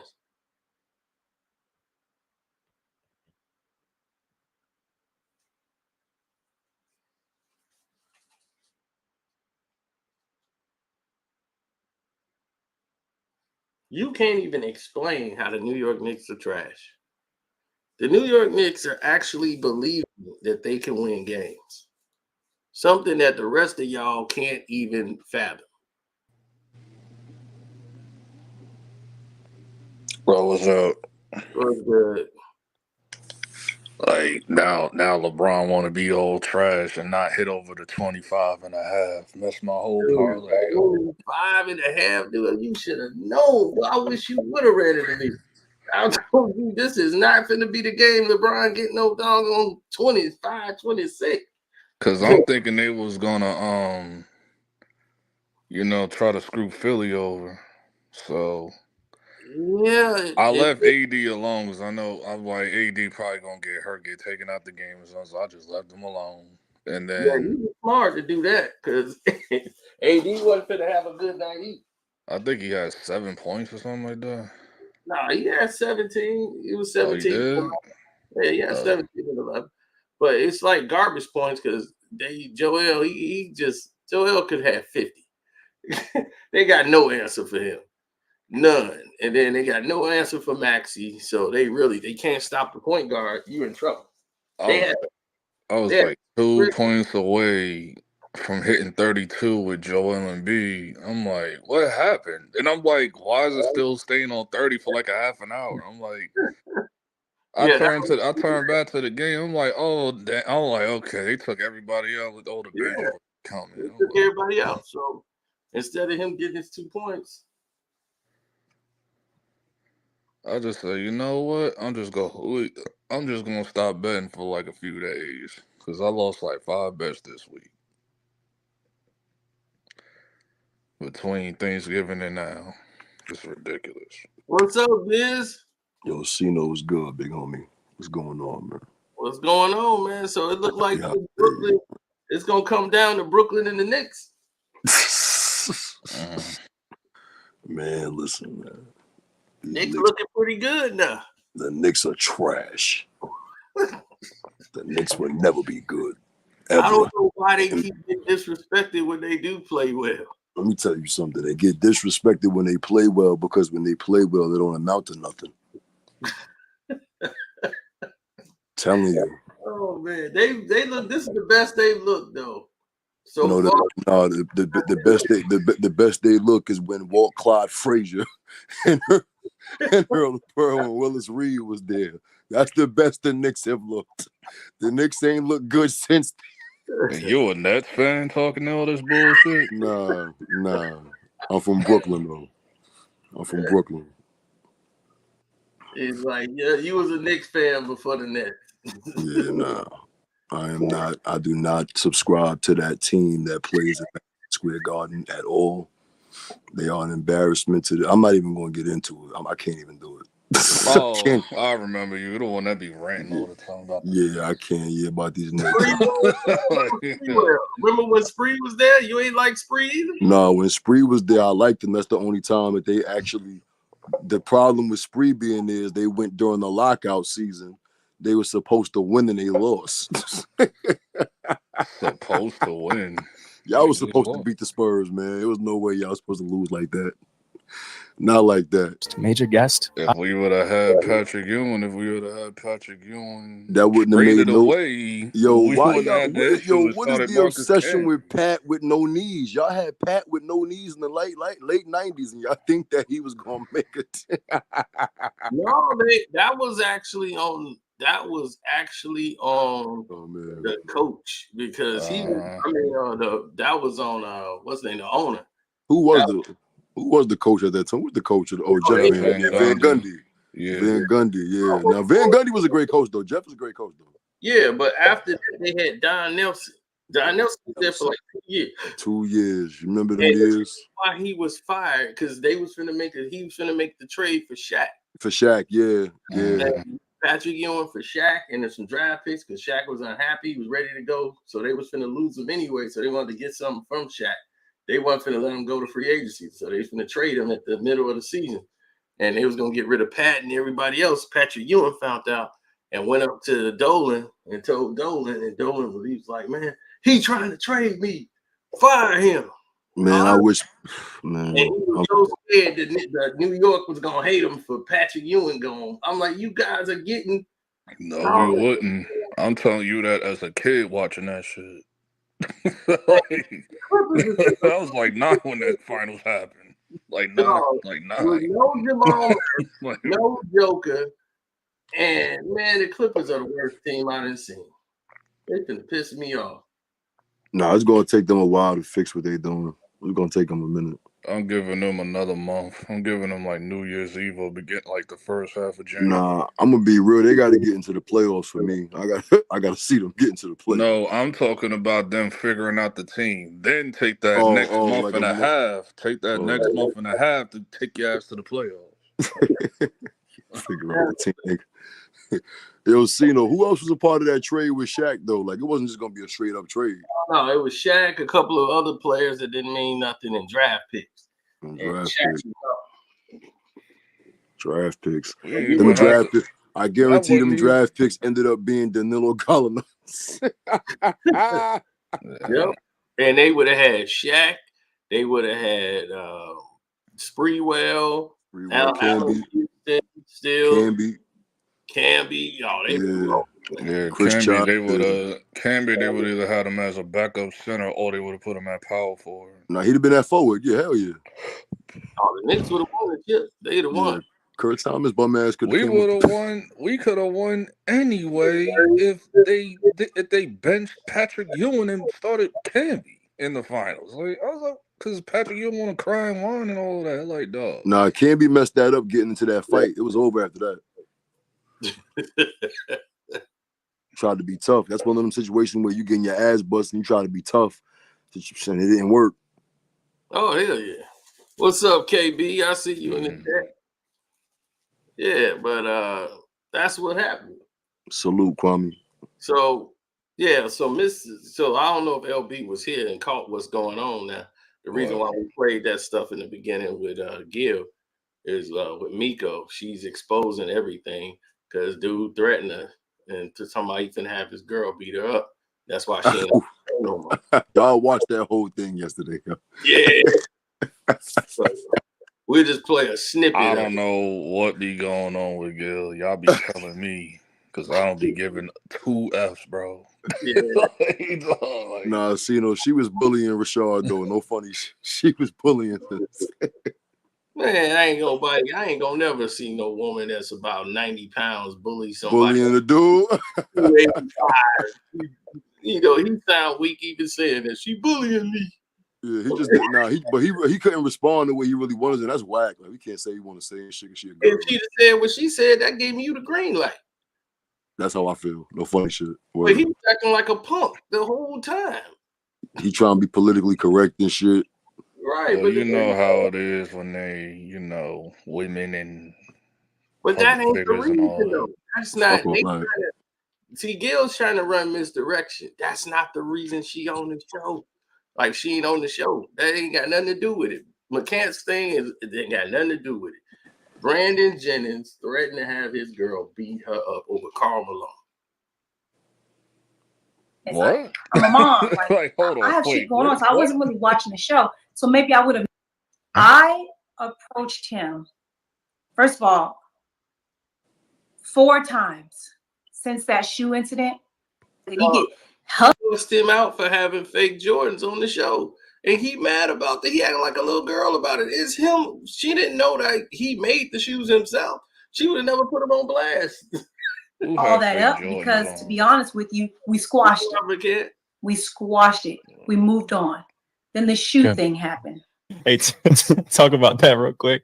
I didn't even know that he had a shoe line, that he had a clothing line. I didn't know any of that. Like, I swear to you, I did not know that. And I think it's because I didn't watch the show before I came on. I watched like maybe 3 episodes in the whole 4 months it was on. I was living my life. I'm doing shit. I play tennis. I'm a mom. Like, I have shit going on, so I wasn't really watching the show. So maybe I would have known that he had this was all his clothing line, his clothes, his shoes, everything is all his shit. So when the situation took place with the shoe, I didn't know I was disrespecting him. I really thought that he just had bad fashion and that he was cheap. I'm doing shit. I play tennis. I'm a mom. Like, I have shit going on, so I wasn't really watching the show. So maybe I would have known that he had this was all his clothing line, his clothes, his shoes, everything is all his shit. So when the let me look at these. Yo, no funny shit. I support black men doing their business, but that shit looked like the Stefano Kells. No funny. Like, he got on the Stefano Kells, yo. Oh my god. He got on the Stefano. He got on the Elixir Fixers. Those are fake Jordans. Those look like they were some Jordans, and he turned them into something terrible. He got on. Those don't even look like Jordans, man. He got on fake Jordans with Burberry stitching on them. Yeah, that's not even Burberry, man. It's terrible. And she called him out on the show like she just cried him. And Come on, Slime. Yo, look at his face. Yo, look at his face. Why are you looking at her like that? He in his feelings about it, man. Like, for months over it. You're like, dang. Situation took place with the shoe. I didn't know I was disrespecting him.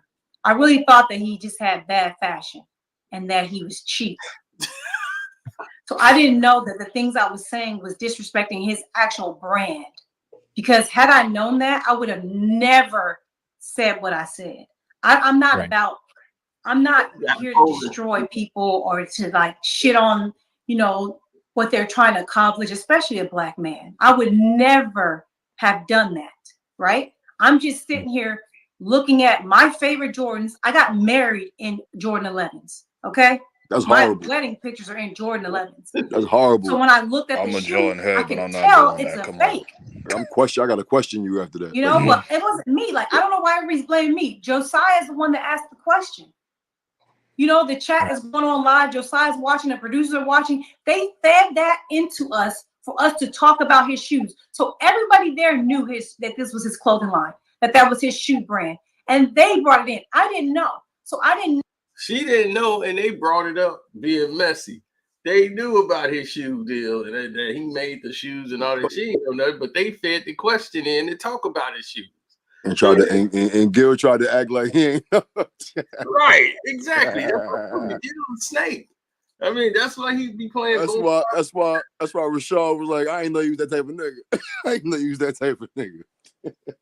Oh, dog, how could they not? I'll be like, Yo, Gil is hilarious, yo. know that I'm attacking a man's brand. And he just kept trying to act like they weren't fake. And that was bothering me that he kept trying to act like they weren't fake. So that's why I kept going like, no, my nigga, those are fake. And not only that, that's not Burberry.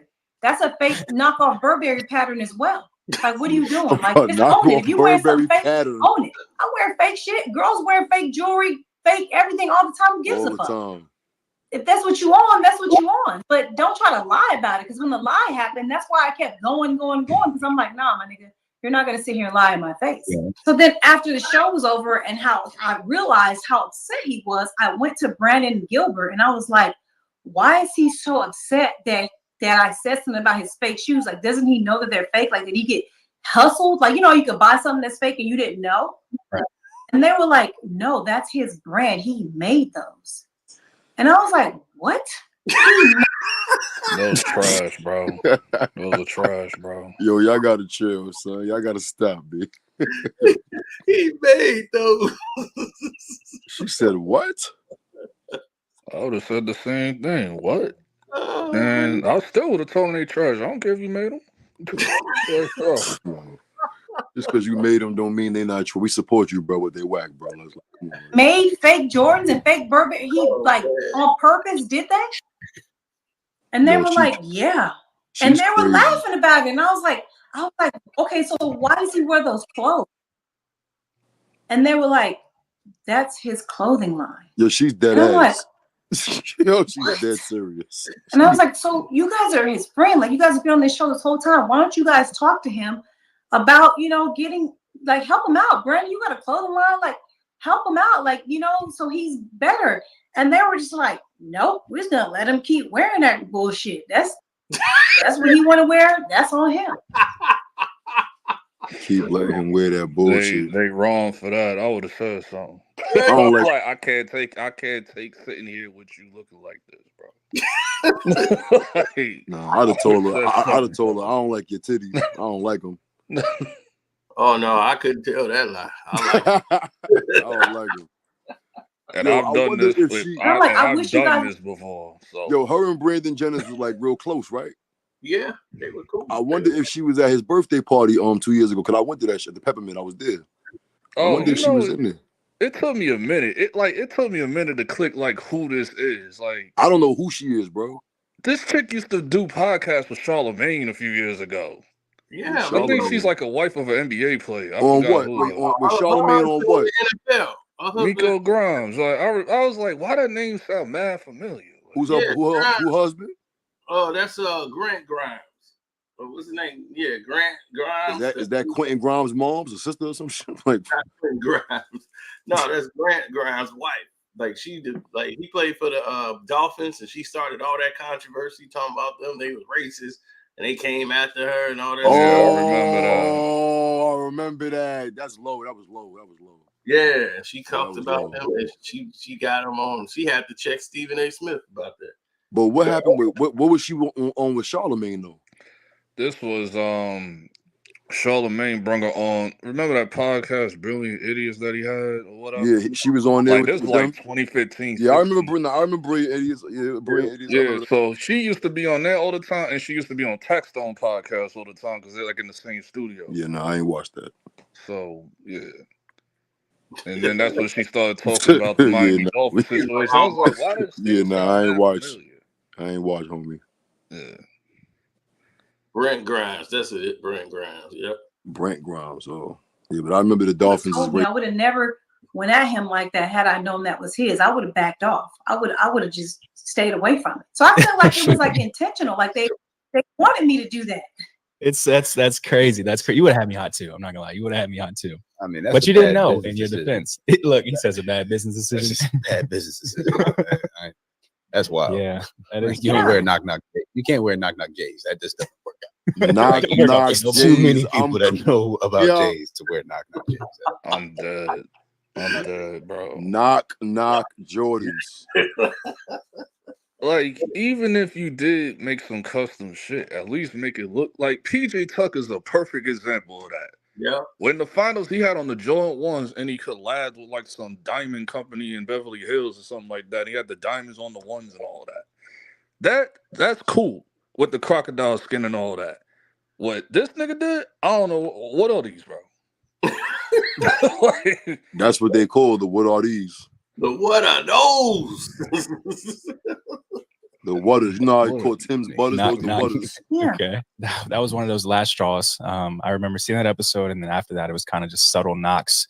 You can kind of tell in the mannerisms when you would speak. It'd be like, why is she? At this point, why is she talking? But Yeah. He didn't want me on the show. I need to say this. I approached him, first of all, 4 times since that shoe incident and attempted to apologize to him face to face, like a grown-up. He pretty much told me to fuck off every single time. Because I could tell that he was coming at me after that because of the shoe thing. And I would come up to him like, Rashad, can we hug it out? Can we dap it out? I'm sorry. I'm sorry. I didn't know. I will never speak on it again. I didn't know. And he just like, get the fuck out of my face. Fuck away from me. Damn. Yo, did he talk to her like that for real? I gotta know if he spoke to her like that for real. Yeah. That's crazy. dog, from a scale to 0, from a scale from 1 to Starberries, how trash are these sneakers, bro? Chill. Chill. I call my man. My man said chill. Nah, those was trash too. I remember niggas got beat up in school for wearing them. For wearing Starberries? Yeah. I don't know about that. I'm from Coney Island. That never happened, bro. Niggas got beat up in school. Nigga, if it wasn't for Starberries, all these shoes y'all have now, we wouldn't even have, bro. I'm gonna keep it a bean. Those was trash. $15 bum ass sneakers. Like, they was, and nothing never happened to them. I still got mine. They in great condition. man, throw those away. Nah, I dropped 15 and 8 in those. You wildin'. I ain't never throwing those away. You bugging. I dropped 15 and 8. You wildin', boy. So throw those in the ocean. Throw those in the ocean. Nah. Just leave them hanging on the Yes, Ferris wheel. Yo, the Starberries was, there. y'all ain't like them because they was cheap, but they was good shoes. They was good sneakers. No, they wasn't. Yes, they was. You had a pair? No, my parents bought me them shit. You And never I wore did them then. everything I could to trash them shits as much You as stupid. I could. Nah, they was good ball kicks, bro. They was the first sneakers that had that grip that like. I was like, I'm looking at my class like, I got Jordans, Bates. Look at that Pradas and all this. I'm like, no, I gotta find a way to get rid of these. Nah, Bapes was crazy. That's crazy. Bapes was horrible. Like rude. And I was just like, I can't even win. I was like, fuck it. Like then I guess this is beef the rest of the show then, because like I tried to apologize, and I would tell Gil and them. I told the producers like I keep trying to apologize to him. He won't accept my apology. He just keeps telling me to fuck off and get the fuck out of his face. What am I supposed to do? You said it earlier. I mean, you did your part. You can only do your part now. You know what I'm saying that if he doesn't receive what your apology or accept the apology, then I mean you did your part. Like, there's nothing you can do after that. Yeah. I mean, and so I just said, fuck it. And then I guess we just gonna go at it because you're already having bad takes. And I was trying to be nice and not, come at him every time he had a bad take. But after that, now every time you say something stupid, I'm gonna tell you that it's stupid. And I'm gonna tell you why. And that's kind of became the thing. And Gilbert was like, I love it. I love it when you guys go at it. Oh man, this is so good. Keep going, keep going. I'm like, you love it, but I'm the one that's getting shit on. I'm the one that's getting disrespected and keep saying like I don't belong on the show. Like I don't belong here. Like why is he allowed to say that? And he was just like, just ignore him. Just keep going. Just keep going down. Just keep going back at it. Gilbert loved that type of shit. He loves drama. He loved it. Was there any, so that's on camera. I'm sure that carries over off too, but was there any validation given by Gilbert just to let the guys know like, hey, I understand this is what's said on the show, but you also got to understand that she knows what she's talking about. Nothing like that. Never. And I constantly asked for it. And he just was like, just deal with it. Suck it up. You'll be fine. You can take it. Elephant. Because I feel like a lot of people think that the issue and the reason that I'm not on this show is because me and Rashad were beefing and I couldn't handle it. And that Rashad has nothing to do with why I'm not on Gil's Arena. Yes, he's an asshole. Yes, he disrespects me all the time, but he is not the reason I'm not on the show. The reason I'm not on the show is August 9th. There was an episode where Rashad McCants asked if he could do a shout out. And the shout out was for cigars. And so we're like, yeah, what's your shout out? You know? And this is the same episode where we got into it about the whole who the leader should be. Mm-hmm. That whole episode, that's the episode where all this shit happened. Brandon was not on the show. Okay. So I'm told after the fact that Brandon asked if Karl Malone could be on the show. The producer said no, because Karl Malone's a pedophile. Okay. I'm guessing that Brandon gave Rashad Karl Malone's cigars that he wanted to promote. So Rashad decides to promote the cigars on the show. As he's giving this shout out, Gilbert and I are both cutting him off, basically calling Karl Malone a pedophile. Mm-hmm. Right? As this is happening, Brandon is clearly watching the show from home, and he's texting in the work group chat saying, Miko, you got a problem with Karl Malone? And I'm, we're able to be on our phone during the show, and I see the group, and I'm looking, and I just threw a thumbs up in there to that text. Like, yes, I got a problem with a pedophile. Duh. Right? I put my phone down. I don't look at my phone the rest of the show, but it's going off, So we do the whole show. The whole leadership happens. The whole I got titties. That moment happened, of him telling me because I didn't play in the WNBA, my opinion is invalid. Gilbert, getting his chips and egging it on, loving it like he always does. And so when we get off the show, me and Rashad dap like we always do. We beef on the show. We talk shit. We get into it, but we dapped. I have no problem with Rashad outside of him just having a low IQ and being, a fucking dumbass. I leave. As soon as the show's over, I'm out. I leave immediately. I got shit to do. I leave. I get in my car. I look at the text message in the group chat, and I see that Brandon is threatening me in the group chat, telling me that his girlfriend is going to basically beat my ass tomorrow on the show. He didn't say those exact words, but that's what he said. I asked him, I said, is Gilbert getting beat up too?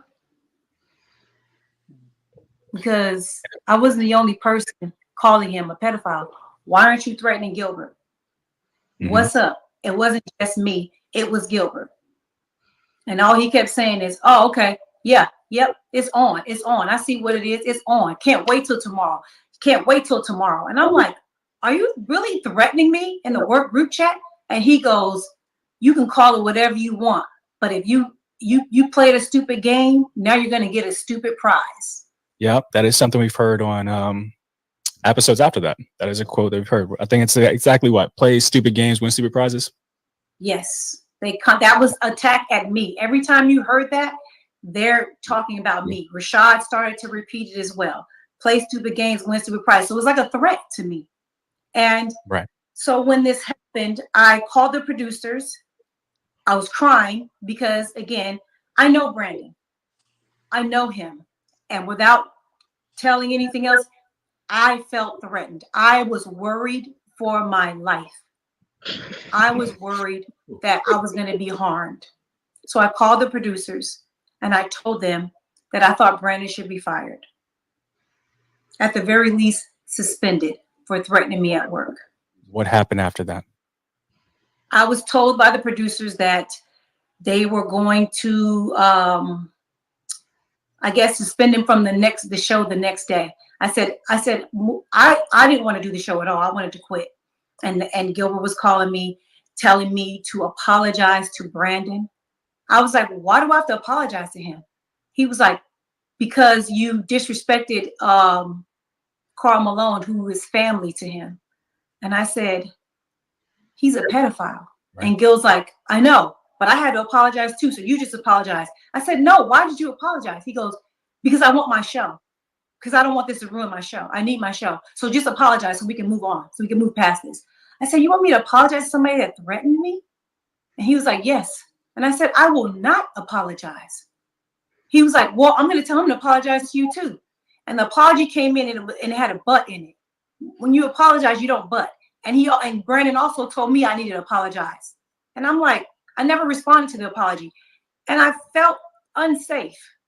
And so I told the producers, I said, if you guys have Brandon on the show with me ever again, I'm going to sue you guys for unsafe work environment. Damn. Man, this old funky face ass heifer here. What you mad at her for? All that tough talk. Oh, all that tough talk you be doing. Oh, I was afraid for my life. Oh, the hell no. Funky face. Oh, She's a woman.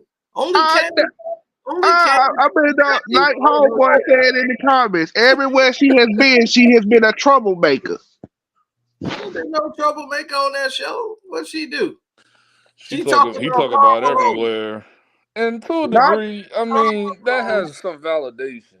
Like, I'm just saying. That's what I'm saying. I mean, her, dude, I Brandon. mean, Karl Malone is a pedophile, even though I don't like Gil ass neither. But I'm like, I mean, how? no, Brandon Jennings ain't even there. I'm like, no, he ain't on the show. She wasn't even talking to him. And he gonna sit a threat and want his girl to beat her up over Karl Malone. I'm like, dog. Yo, can't Karl Malone sue her for calling her a pedophile? Calling him a pedophile? But he'll have to sue Gil too. He got to sue the whole show. And that's why it's like, look, he was like, look, let's just move past this because he sued me, I lose my damn show. Yeah, he like, I don't want to lose my show. I need him. Look, just from experience, I know there's like some misquotes that was said from her side, and that's why he probably went to that. No, I'm a lawyer. He can't I'm just sue. saying, I'm gonna get your girl to bust your ass. Like, look, because I know how it goes down. I've seen this with friends. I've seen this with like just random people in the street. Me, like, dog, I'm just saying. Not saying that whatever happened, like that's not true. I'm just saying, like, She said she feared for her life. What you say upped him up to that? Like, you know what I'm saying? They like, and she said, "Oh, I fear for my life." Like she just go, like he said, "Oh, I'm gonna shoot you in the face or something." Like, no, I'm just give my girl a whoop your ass. And Nah, I'm just she know Brandon, and B. I'm She just know Brandon. using like how she acts on Charlamagne, Taxstone, and Joe Budden's podcast when she used to be on there from time to time. Man, so I'm just using that as an example. Money, man. I'm so. Well, she act the same way. Yeah. That's It's what giving. It took me a while because I'm like, I know I heard that name before. Like, it's and I'm like, oh, this chick. I'm like, okay. Yeah, it's finna get more interested. Remember? Because his girl comes to set with him every single show. She's there. And you told me that she's gonna be my ass. And there's nothing inside of me that doesn't believe that Brandon would join into that ass beating. Damn. Brandon knows where I live. Brandon into my home. I said, no, why did you apologize? He goes, like, I never responded to the apology. And I felt unsafe. And so I told the producers, I said, if you guys have Brandon on the show with me ever again, I'm gonna sue you guys for unsafe work environment. Because his girl comes to set with him every single show. She's there. And you told me that she's gonna be my ass. And there's nothing inside of me that doesn't believe that Brandon would join into that ass beating. Brandon knows where I live. She ain't have to say that. Everything. Now you see what I'm talking about? Like, okay. Yeah, she ain't have to say now that. you went all the way left with it. Like, yeah, she chatting. I wouldn't believe that he would join into the ass with me. Like, they always gotta throw that extra sauce on there. Like, come on, like, stop. Like, you ain't gonna do that. She Brandon Jennings. He is a house. That girl is dramatic. That girl is so damn dramatic. All Brendan Jennings was gonna do was pull a Rajon Rondo. That's what he was like having. What was that? Rajon Rondo when he had his girl beat that chick up in the parking lot. That woman is a victim. Come on, like, That woman is a victim, and I support I her. man, don't but that's because you don't want no like damn Gil and victim. shit. That's because you don't like Gil. Like, come on, let's keep it a That stack. Cut woman is that bullshit out, Tino. Cut that shit, man. Hey, Stop. yo, Cino, nobody with titties like that is a victim. I ain't gonna hold you. Oh yes, Are you? she's a victim. Well, like I said when I first saw her, I'm like, yeah, I could tell your husband a bitch by the way you look. That's crazy. Wait, hold on, wait, hold That on, crazy. bitch ass nigga Brick Grimes. I'm like, like yeah, that. he's a bitch nigga. I can tell. Your husband a bitch, by the way. Like, Uh-oh, Brain ain't gonna like that. So I don't feel safe at this point. Now watch. I'm what scared. happens now. And so I sent the text message out to my family members just so people could know that this man threatened me and I don't know what to do. Okay, so at this point now, obviously everyone cast-wise is aware of the situation. The people that promote the show, fund the show, Underdog Fantasy executives know of the situation. He's suspended for... They're in the chat. In the chat, they saw it. Yeah. Okay. Wow, so more than aware of the situation. He doesn't come for one episode, and then what happens in the following weeks after that? So I was on every other week. So I would fly in 2 weeks out of the month. So that was a Wednesday show. So the next day I did the Thursday show. And it was so bad. It was so bad. Like I can't even believe we did that show. Me and Gilbert got into they were counting us down to go live, and me and Gilbert were like damn near nose to nose arguing on set. Yeah. To the point like he like yanked his mics off. He's like, I'm not doing the show today. Cancel the show today. Because I was saying to him that I don't fuck with him. I said, I don't fuck with you. You're not my friend. I told Josiah, I don't fuck with you either. You're not my friend. I told all the other black men that were in that group chat that were on set, I don't fuck with none of y'all. You guys saw him threaten me and you said nothing and you did nothing. The reason that I'm at work is because I'm a professional. But hey, Miko, don't hug me. Fuck y'all. Y'all did not have my back. None of y'all checked him. And Gilbert just went crazy. Like he was upset because I was basically saying, I'm going to do the show, but I don't fuck with you. So we ended up doing the show anyway. Like we kind of calmed down. They took 5 minutes. We both kind of separated, calmed down, and we did the show. I flew back to Florida like I always do. I fly back right after the show, back to Florida every week. The next week comes on the shows. And of course, there's just constant play stupid games, win stupid prizes. Only NBA players on this show. Only people that actually played in something that's with the NBA. Only this, only that. Like and I'm texting Gilbert while I'm watching the show saying, why are you letting them do this to me?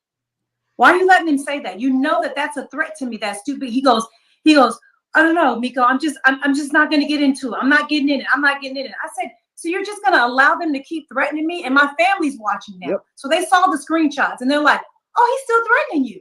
And I'm like, I know. And they're not doing anything about it. So my family was like, let us beat his fucking ass. And I was like, no, because if you do that, it's going to look like I asked you to do that. And I didn't. Hey, you did. Do not touch this man.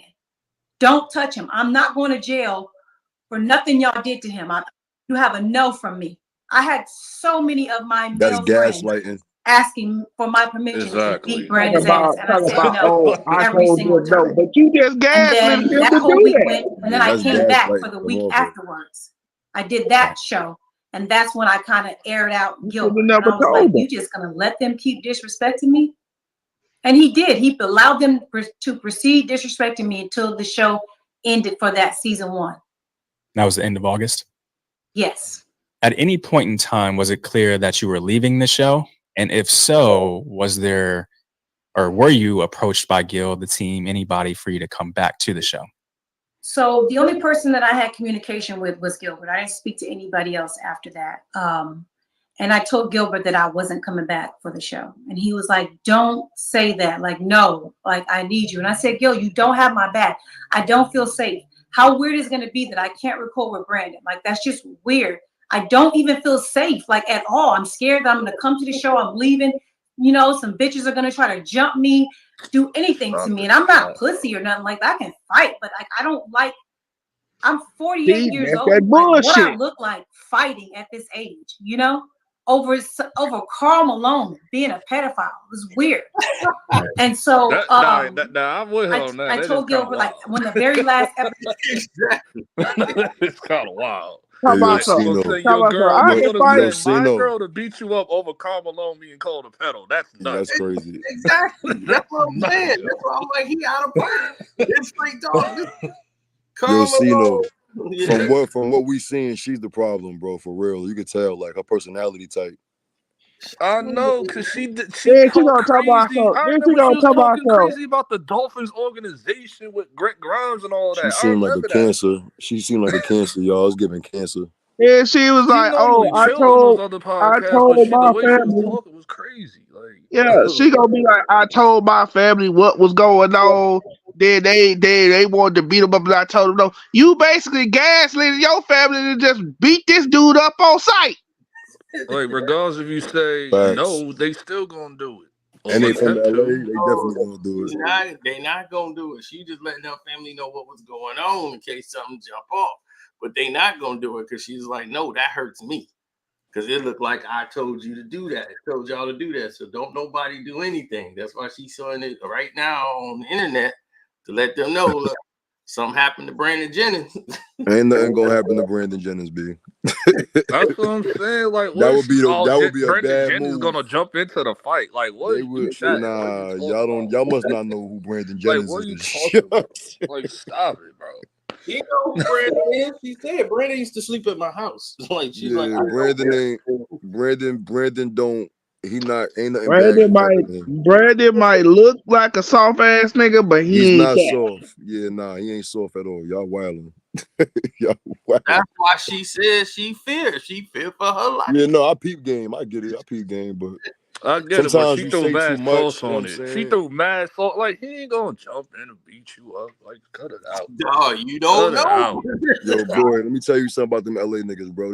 They different, bro. They different, bro. Yes, Yo, they He ain't will, boy. trying to get Yes, locked they up will. right now. oh, she know Brandon. She didn't seen him do this type of stuff before. That's why she said it like that. She didn't say that. What are you talking about? You just threw that No, in there. no, I'm not. Nah, You she just said threw. she She knows did not. Brandon. The Oh, dude I asked her. seen She said, Brendan I beat know up another Brandon. chick before. What did he say? No, What she say that? Nah, she's insinuating, bro. She's doing insinuation. You got to read between the lines. Oh, Like, I can take Yeah, it I back to know. the beginning. I'm just We like, didn't stop play it, this Cino. from Come the on. entirety. We didn't play it from the entirety. Like this go on back in the beginning when she said they used to be cool and had a falling out earlier. And then they got cool once they did the show. But they had a falling out and they ain't talked before. they ain't talked till they did the show. Yeah, they ain't talked till they did the show. So this is before she even got on the show. They had already like he's like, no, that's in the past. We all good. But she didn't. He used to stay with her, so she know about it. Episode aired of the season 1. I texted Gil and I said, you know, great season. I enjoyed myself, but I think it's best that I don't come back for the show for season 2. He called me. We were on the phone for 2 hours of him pretty much begging me to come back and telling me why I should come back and how good it's going to be. And I'm going to talk to them. You're not going to film with Brandon. It's going to be fine. He goes, you feel comfortable filming with McCants? And I was like, yeah, he's just low IQ. It's annoying. He goes, Miko, we can play that up. Like, that's good. Like, you can destroy him even more because he doesn't know what he's talking about. You know, like, do it. And like, he let's really go. don't. It's fun. It's He's good a for dumbass. ratings. Like, it's entertaining. He goes, I promise you, Brandon's not going to do anything to you. I'm not going to have him on the set. I'm not going to have this girl on the set when you're there. Come back to the show, please. This went on for about a week of us talking and him convincing me. And I said, okay, I'll do season 2. Let's go. As long as you say you're going to have my back, I'll do it. Against my better judgment, I said, I'll do it. Fast forward to September. Gilbert sends me a screenshot of the schedule for October for the show. And I'm not on the schedule. He sends me a screenshot and he goes, why aren't you on the schedule for October? You tell them you couldn't film in October. And I was like, no. He goes, well, why aren't you on here? And I was like, I haven't even heard from anybody from the show at all. No one's called me, texted me, nothing since my last episode. He was like, what? And I'm like, yeah. He goes, well, call them and see what the fuck is going on. I need you on the show. Okay. I called them. they tell me that the text that I sent Gilbert after the last episode where I said I don't think it's a good idea that I come back, Gilbert sent them that as a screenshot and said she's done with the show. So that would be minus some of the smaller incidents. This would be the second huge burn by Gilbert Arenas. Yes. So I was like, they was like, I said, he texted you. I said, did he tell you that he called me for like a week and begged me to stay? And they were like, no, he's never mentioned you since that text. And I'm like, so why did he ask me to call you guys and see why I'm not on the show? And they were like, that's what we're trying to figure out. We thought you quit. We loved you on the show. Like, we think you're amazing. Like you, some of the shows you were on with highest rated. You have our number one, the show about Anthony Davis, the viral clip that I said about him. They were like, that's our number one, like, as far as like views, everything. We want you back in the show. Gilbert said that you don't want to be on the show, so we didn't put you on the schedule. And they were like, do you want to be on the show? And I was like, yeah. Like, he talked me into it. So long as I don't record with Brandon, I'm fine. And they were like, okay, well, shit. Well, October's already set, but we're going to have you on in November. And I'm like, okay, cool. Moved on. I called Gilbert. I said, why did you send them the screenshot of me saying I quit the show, but then you didn't follow up and tell them how for a week that you talked me out of it? And he was like, oh, is that why you're not on the schedule? And I'm like, duh, Gilbert, like, what the fuck? And he was like, oh, that's my bad. Yeah, I should have told them. He was, but they know now that you want to be on the show, right? And I was like, yeah, they know now that I'm going to be on in November. He was like, okay, cool. So I'm watching the show October. I'm in the chat. Everybody's like, where's Miko? Why hasn't Miko been on? Like, just constant Miko. And I'm texting Gilbert during the show. I'm like, yo, why don't you just say that I'm going to be on in November? And then the show's over. And I'm like, why haven't you said that I'm going to be on in November? Every week, I'm like, why haven't you? Do you see the chat? Do you see? I'm sending him screenshots of my social media. Everyone constantly harassing me. When are you going to be on? I'm like, tell them November. He was like, oh, they'll figure it out. We'll let it be a surprise when you come on. You know, let's leave them in suspense. I'm like, okay, cool. So the whole month of October happens. And then November comes. I'm not on the schedule again. I call them. I'm like, I'm not on the schedule for November. What's up? And they're like, oh, well, we didn't have the budget to fly you out. It's interesting. AKA that code word for we don't want your ass on this show no more. Yeah, you know, but see, they being hoes about it. If you don't want somebody on the show, you just say, I don't want you on the show. The hell are you sending them through this damn thing for? I'm like, and Gil over here playing games. Okay, that's stupid, but because you haven't even talked to me about budget at all. I haven't even been paid for season 1. And that's my fault because I didn't even turn in the paperwork. Like I said, I do this for free. I would do this show for free. I hadn't turned the way she's saying yet. Season 1 is like, are there more seasons than like how many? So I was like, you haven't. They just started a new season. What they call like they do like seasons in the like they do so many episodes in 1 year. They don't go like yearly. They do like during basketball season. What's basketball season? How many years they been doing this? They just started really this year. In February.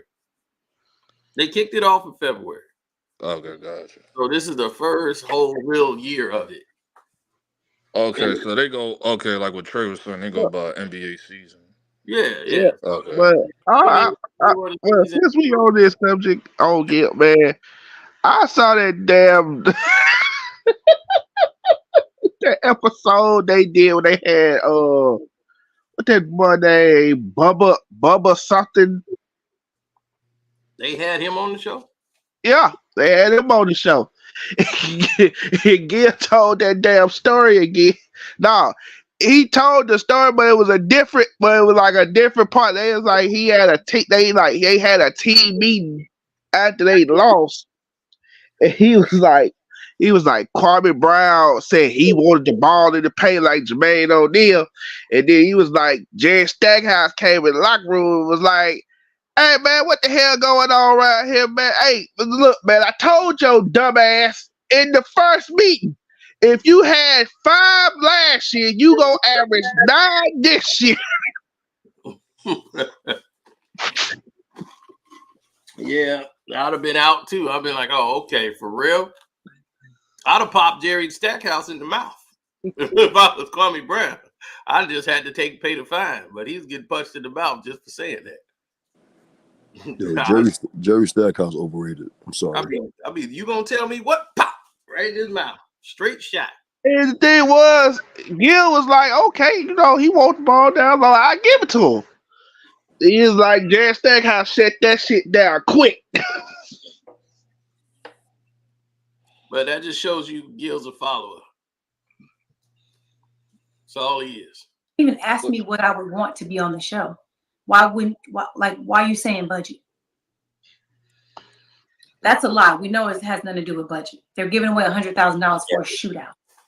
So fast forward, I hit up the other producer and I said to him, because the guy who told me about the budget, I was like, why haven't anyone discussed money with me? He goes, well, talk to them about it. So I hit the money guy up and he never responded to me. About 3 days later, he sent me an email. I want to read the email. Yeah, by all means. It says, hi, Miko, got your text the other day and thought this would be easier to break down in an email. As you know, our schedule for the rest of 2023 is already locked. Didn't know that. What's changed is that a month into this season, we're really happy with the dynamic of the current cast and don't envision bringing you back on a full-time basis. This show was always supposed to be former pros, and we really like the mix we have now. That being said, we are looking for other opportunities to involve you in our content. We're starting to kick off discussions regarding touring, performing live, venues, blah, blah, blah. And Gil and I talked about you being a part of that cast this week. In short, we'd like to find a way to work together in the future, but don't have anything firm yet. We'll be in touch when we do. I responded, hey, Tim, thanks for the email. I get the part about you guys liking the new dynamic, but now I'm not a former pro. Ouch. I'm going to let my followers know I won't be back on the show her now. feelings, bro. That was November 4th. But Okay. she's not I a sent pro. that screenshot to Gil. And Gil was like, what the fuck is this? What are they talking about? You're not going to be on the show anymore. I said, Gil, why are you acting like you don't know this? And he's like, I didn't know that. I didn't know they weren't going to have you back on the show.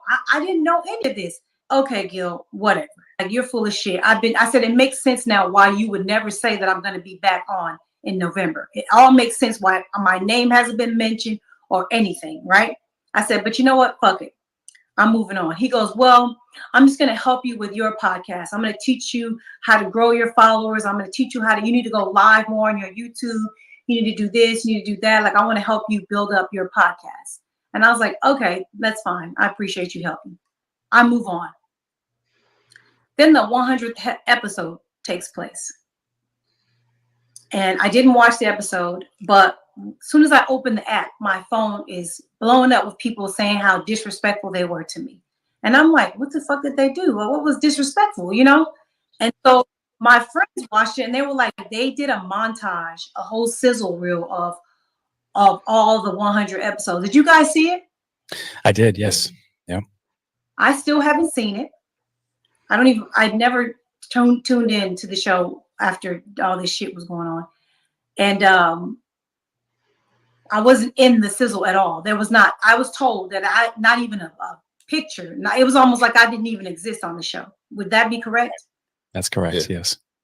That pissed me off because now you're trying to erase my existence of it all. And it also just makes me feel even more like, you know, they just basically had no intentions of ever having me back on the show. And they just didn't have the balls to say it. So I sent a screenshot to I made a group chat with the producers and Gil. And I said, you guys hate me? And no one responded to the text. And so Gil texted me separately and said, they're not going to respond. You know, it's legal. And I was like, what do you mean it's legal? He goes, once you threatened to call your lawyer when Brandon threatened you, they were never going to have you on the show again. And I said, why didn't you tell me that, Gil? He goes, I just found out yesterday, which was a Wednesday. And I was like, you're full of shit. You knew this the whole time. My lawyer told me this, you know, that they were going to do this, but she's all, just see what happens, you know? And I said, the fact that I thought you were my friend and that you would tell me? Like, why would you let them egg me on? Why would you encourage me to continue supporting the show, posting it, like doing all the shit I'm doing, knowing that I wasn't going to be on the show? He's like, it's your fault. You shouldn't have brought up a lawyer. You should have just let it go. You should have just got over it. You caused it. Exactly. And there's more. I sent you the screenshots, Darion, of what took place. He just completely disrespected me, like talked shit, telling me all this shit about, oh, it's your fault. You attacked Rashad McCants constantly, and now you want to play the victim. This has nothing to do with Rashad McCants. This has everything to do with Brandon threatening me and them not doing anything about it, and them telling me that they couldn't fire Brandon because they had a Steph Curry interview coming up that they really needed, and Brandon had locked in the interview, and they really needed that interview with Steph Curry. So they couldn't fire him, but told me this was a strike against him. We're going to reprimand him. We're going to tell him that if he does anything like this again, he's fired. The same thing they said they told Rashad McCants. If he, disrespected me anymore, he was going to get fired. And I said to the producer, I said, if you allow people to continue to disrespect someone and you do nothing about it, it continues, right? Like it just continues. And so I was so upset with Gil, and I was like, you're so full of shit. Like, you're trying to tell me they told you on Wednesday that I was never going to be back on the show. But then what I find out afterwards is people told me that he said on the show, on the 100th episode, we're trying to find some, we're going to have Miko on season two sometime, this season or some shit like that. He said, I don't remember exactly what was told. Why would you say that when the day before they told you I was never going to be on the show again? Why would you say that on the show? You're trying to cover your own ass. Yeah. It certainly sounds like that. I want to pose a question. Yep, that's what he's trying to do. Because he knows now, like, damn, we about to get sued. If she gets mad enough, she got grounds to sue. So we got to cover our tracks, buddy. Yeah, that was kind of shady telling her after the fact. Yeah, they knew. Yeah. Yeah, it's shiesty as well. I'm like, she talking about so. Oh well, you should have got a lawyer. You should have got a lawyer involved when it came to Brandon. I said, well, duh. You thought the producers were gonna be cool with that? Hell no. Yeah. Yeah. She. And I'm like, this whole thing is crazy. Her personality on these podcasts. Somebody here earlier said she was with three specific. Yeah, it was me with two she specific was on people Charlamagne shitting on the Miami Dolphins Yeah, organization. It took me a minute to remember that. I ain't want to say dude's homie name, but Charlamagne and the other dude, you can tell like that's a different type of podcasting that they all do. If y'all get my drift, and you can tell she comes with that energy to Gil's arena, like she has that energy. It ain't that. She got invited on there to tell her side of the story for her husband when it came to the Dolphins. The other times when she was like on Tax and Joe Budden shit, she was just there just to she was on the Breakfast Club. like just to do regular podcasts. Right, she was on the Breakfast Club. She doing was she on Breakfast Club? Yeah. Oh, okay. Yeah, she was on. Yeah, because I think she was on Yee's shit before too. I think she was on Yee's. Lip service. Too. Yeah.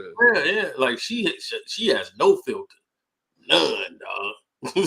Like she say everything.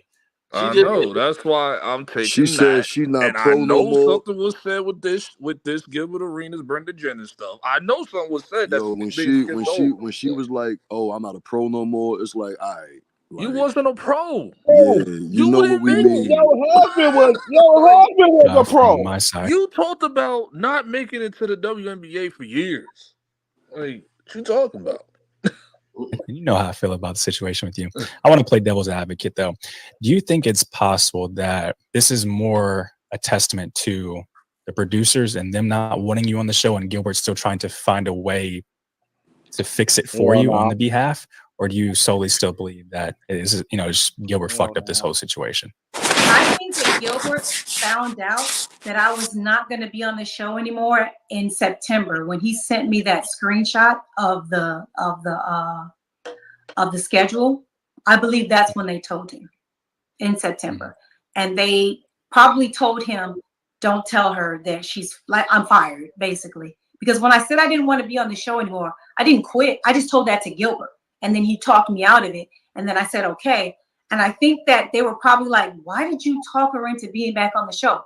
We don't want her back anymore." And then he was kind of in a situation where he kind of had to play the game. Gotcha. Yeah, no, you certainly can't excuse the behavior in that aspect. I haven't been back here since the show because I don't trust Brandon. Like Yeah, I come here by myself. So I'm always scared that when I come back in town, he knows my house. He knows the layout of my house. He spent the night at my house. He spent a lot of time here. So I'm always afraid that when I come here, that something's going to happen to me, that somebody's going to harm me. Oh To the my point where I God! asked Here we Gilbert go. to help me with purchasing a gun, and he did. Have you Situation where he kind of had to play the game. Gotcha. Yeah. Oh, This is being mad dramatic, yo. To the point that I asked Gilbert to help me with purchasing a gun, and he did. The show because I don't Yo, trust Brandon. she's dry snitching a lot. Dog, Gil helped her purchase a gun for Brandon Jennings, his co-host. Now, so if something happened, but she shouldn't have said that because if something happened to Brandon Jennings, you going to jail, and Gil gonna go to jail. Gil Nah, gonna I go think to she's jail. from Hey, yo, check yeah, this out, B. Y'all don't feel she like was she dry doing stitching, but she from I think she live in Florida. That's what she's saying it yeah, casually, but close to where I'm at right now. I'm finna go searching for it right now. yeah, that's why I guess they live in Florida.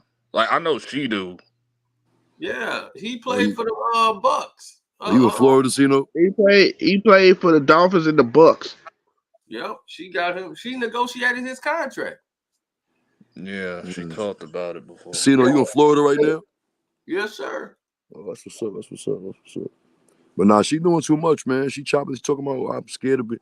She keep bringing that man name up. I don't like. I don't like that. I don't like how that. You know what I mean? Yeah, she putting him on the blast. Like, dude, y'all did me dirty. I'm gonna get all y'all. Hit him up. I'm not a. Nah, come on, stop. You know the whole layout of my house. He slept in my house. She don't feel safe. She had to get a gun.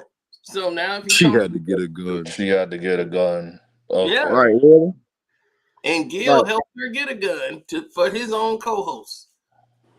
Now, if I'm Brandon Jennings, I'm like, Gil, you went and helped her get a gun for me, dog. Oh yeah, when I see him, I'm whooping his ass on site. I don't give a damn. Outside of IG clips, Brandon, I don't really watch their show. Yo, Gil played both sides of the fence, B. He got to stop doing that. Yeah, he sound like he come out goofy. I only watch clips of his show that pop up on IG. So I ain't gonna say all that, but he definitely played both sides of it. He playing both sides. You can't be doing that.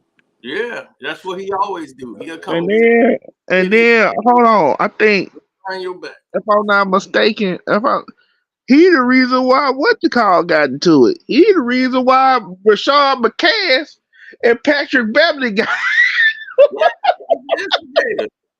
because he went on Patrick Beverly's show. He did an interview for Patrick Beverly's show. Then he brought Patrick Beverly on to his show. And Rashad McCants said across from Pat Bev, Pat Bev told him like, bro, yeah. Basically Pat Bev said like, dude, I gave this dude that work. We played against each other overseas. Yeah, they played out the Lakers practice warm up. They tried out for the Lakers. He was like, they told me I ain't have to go hard and all that. And I had an injury. I got injured. He was like, how you get injured, dog? Tell him what part was injured. My ankle. All right, that's all I need to hear. Broke your ankles. Did you come into that gym with that injury, or did you get injured while we were working out? Patrick Beverly was talking spicy earlier today in a post conference. Yo, when did Rashad McCants stop playing? Because like I forgot when he stopped playing. He never really kind of got started. He blamed everybody. They blackballed me because of what I did. Then he snitched on the whole NCAA, tried to bring down North Carolina. I remember that. That was over. It was over after that. He was trying. I think at the time, because they were trying to say this was right around the time he started dating the Kim Kardashian at the time, or Chloe one of Kardashian. them, one of them Kardashians. Frankenberry. He dating Frankenberry. You said you called the Frankenberry scene, or you call Dating goddamn Frankenberry. Oh, the one that's allegedly OJ's Yo, daughter. he called Chloe Frankenberry. I'm crying now. Yeah, that's the one. That's the one Nah. that's allegedly OJ's daughter. And shit. That's not OJ daughter, bro. Yeah, and then he gonna sit there and talk about, I don't date black women. I date exotic women. I'm like, look, Khloe Kardashian, that's like slumming it, dog. I throw that back.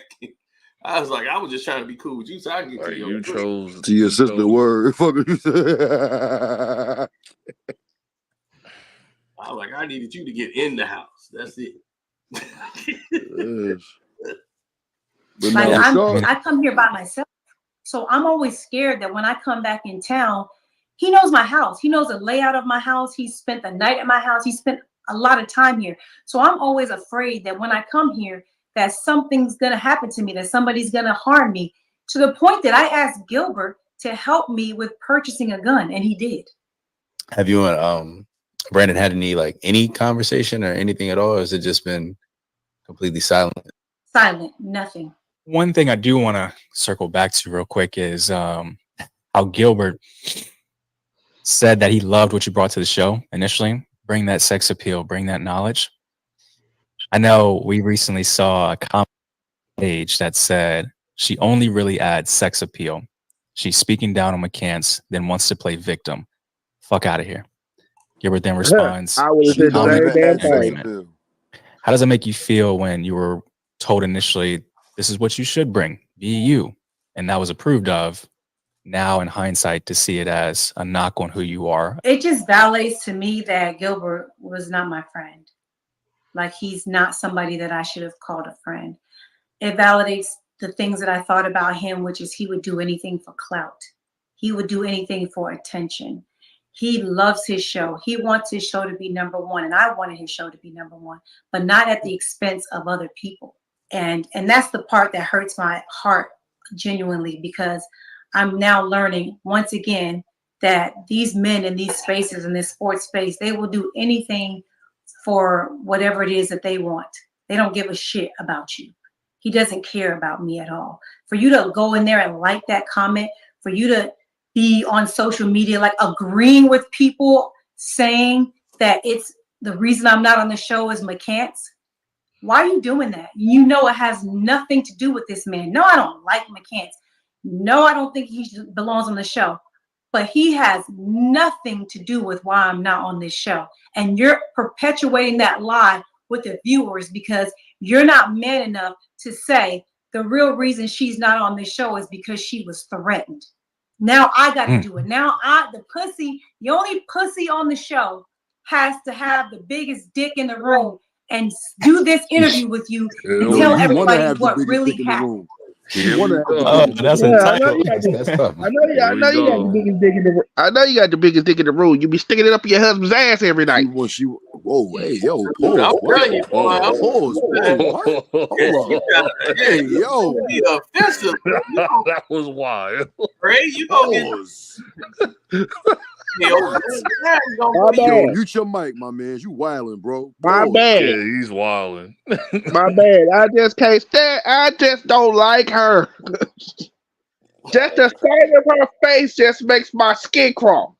I think he's hungry.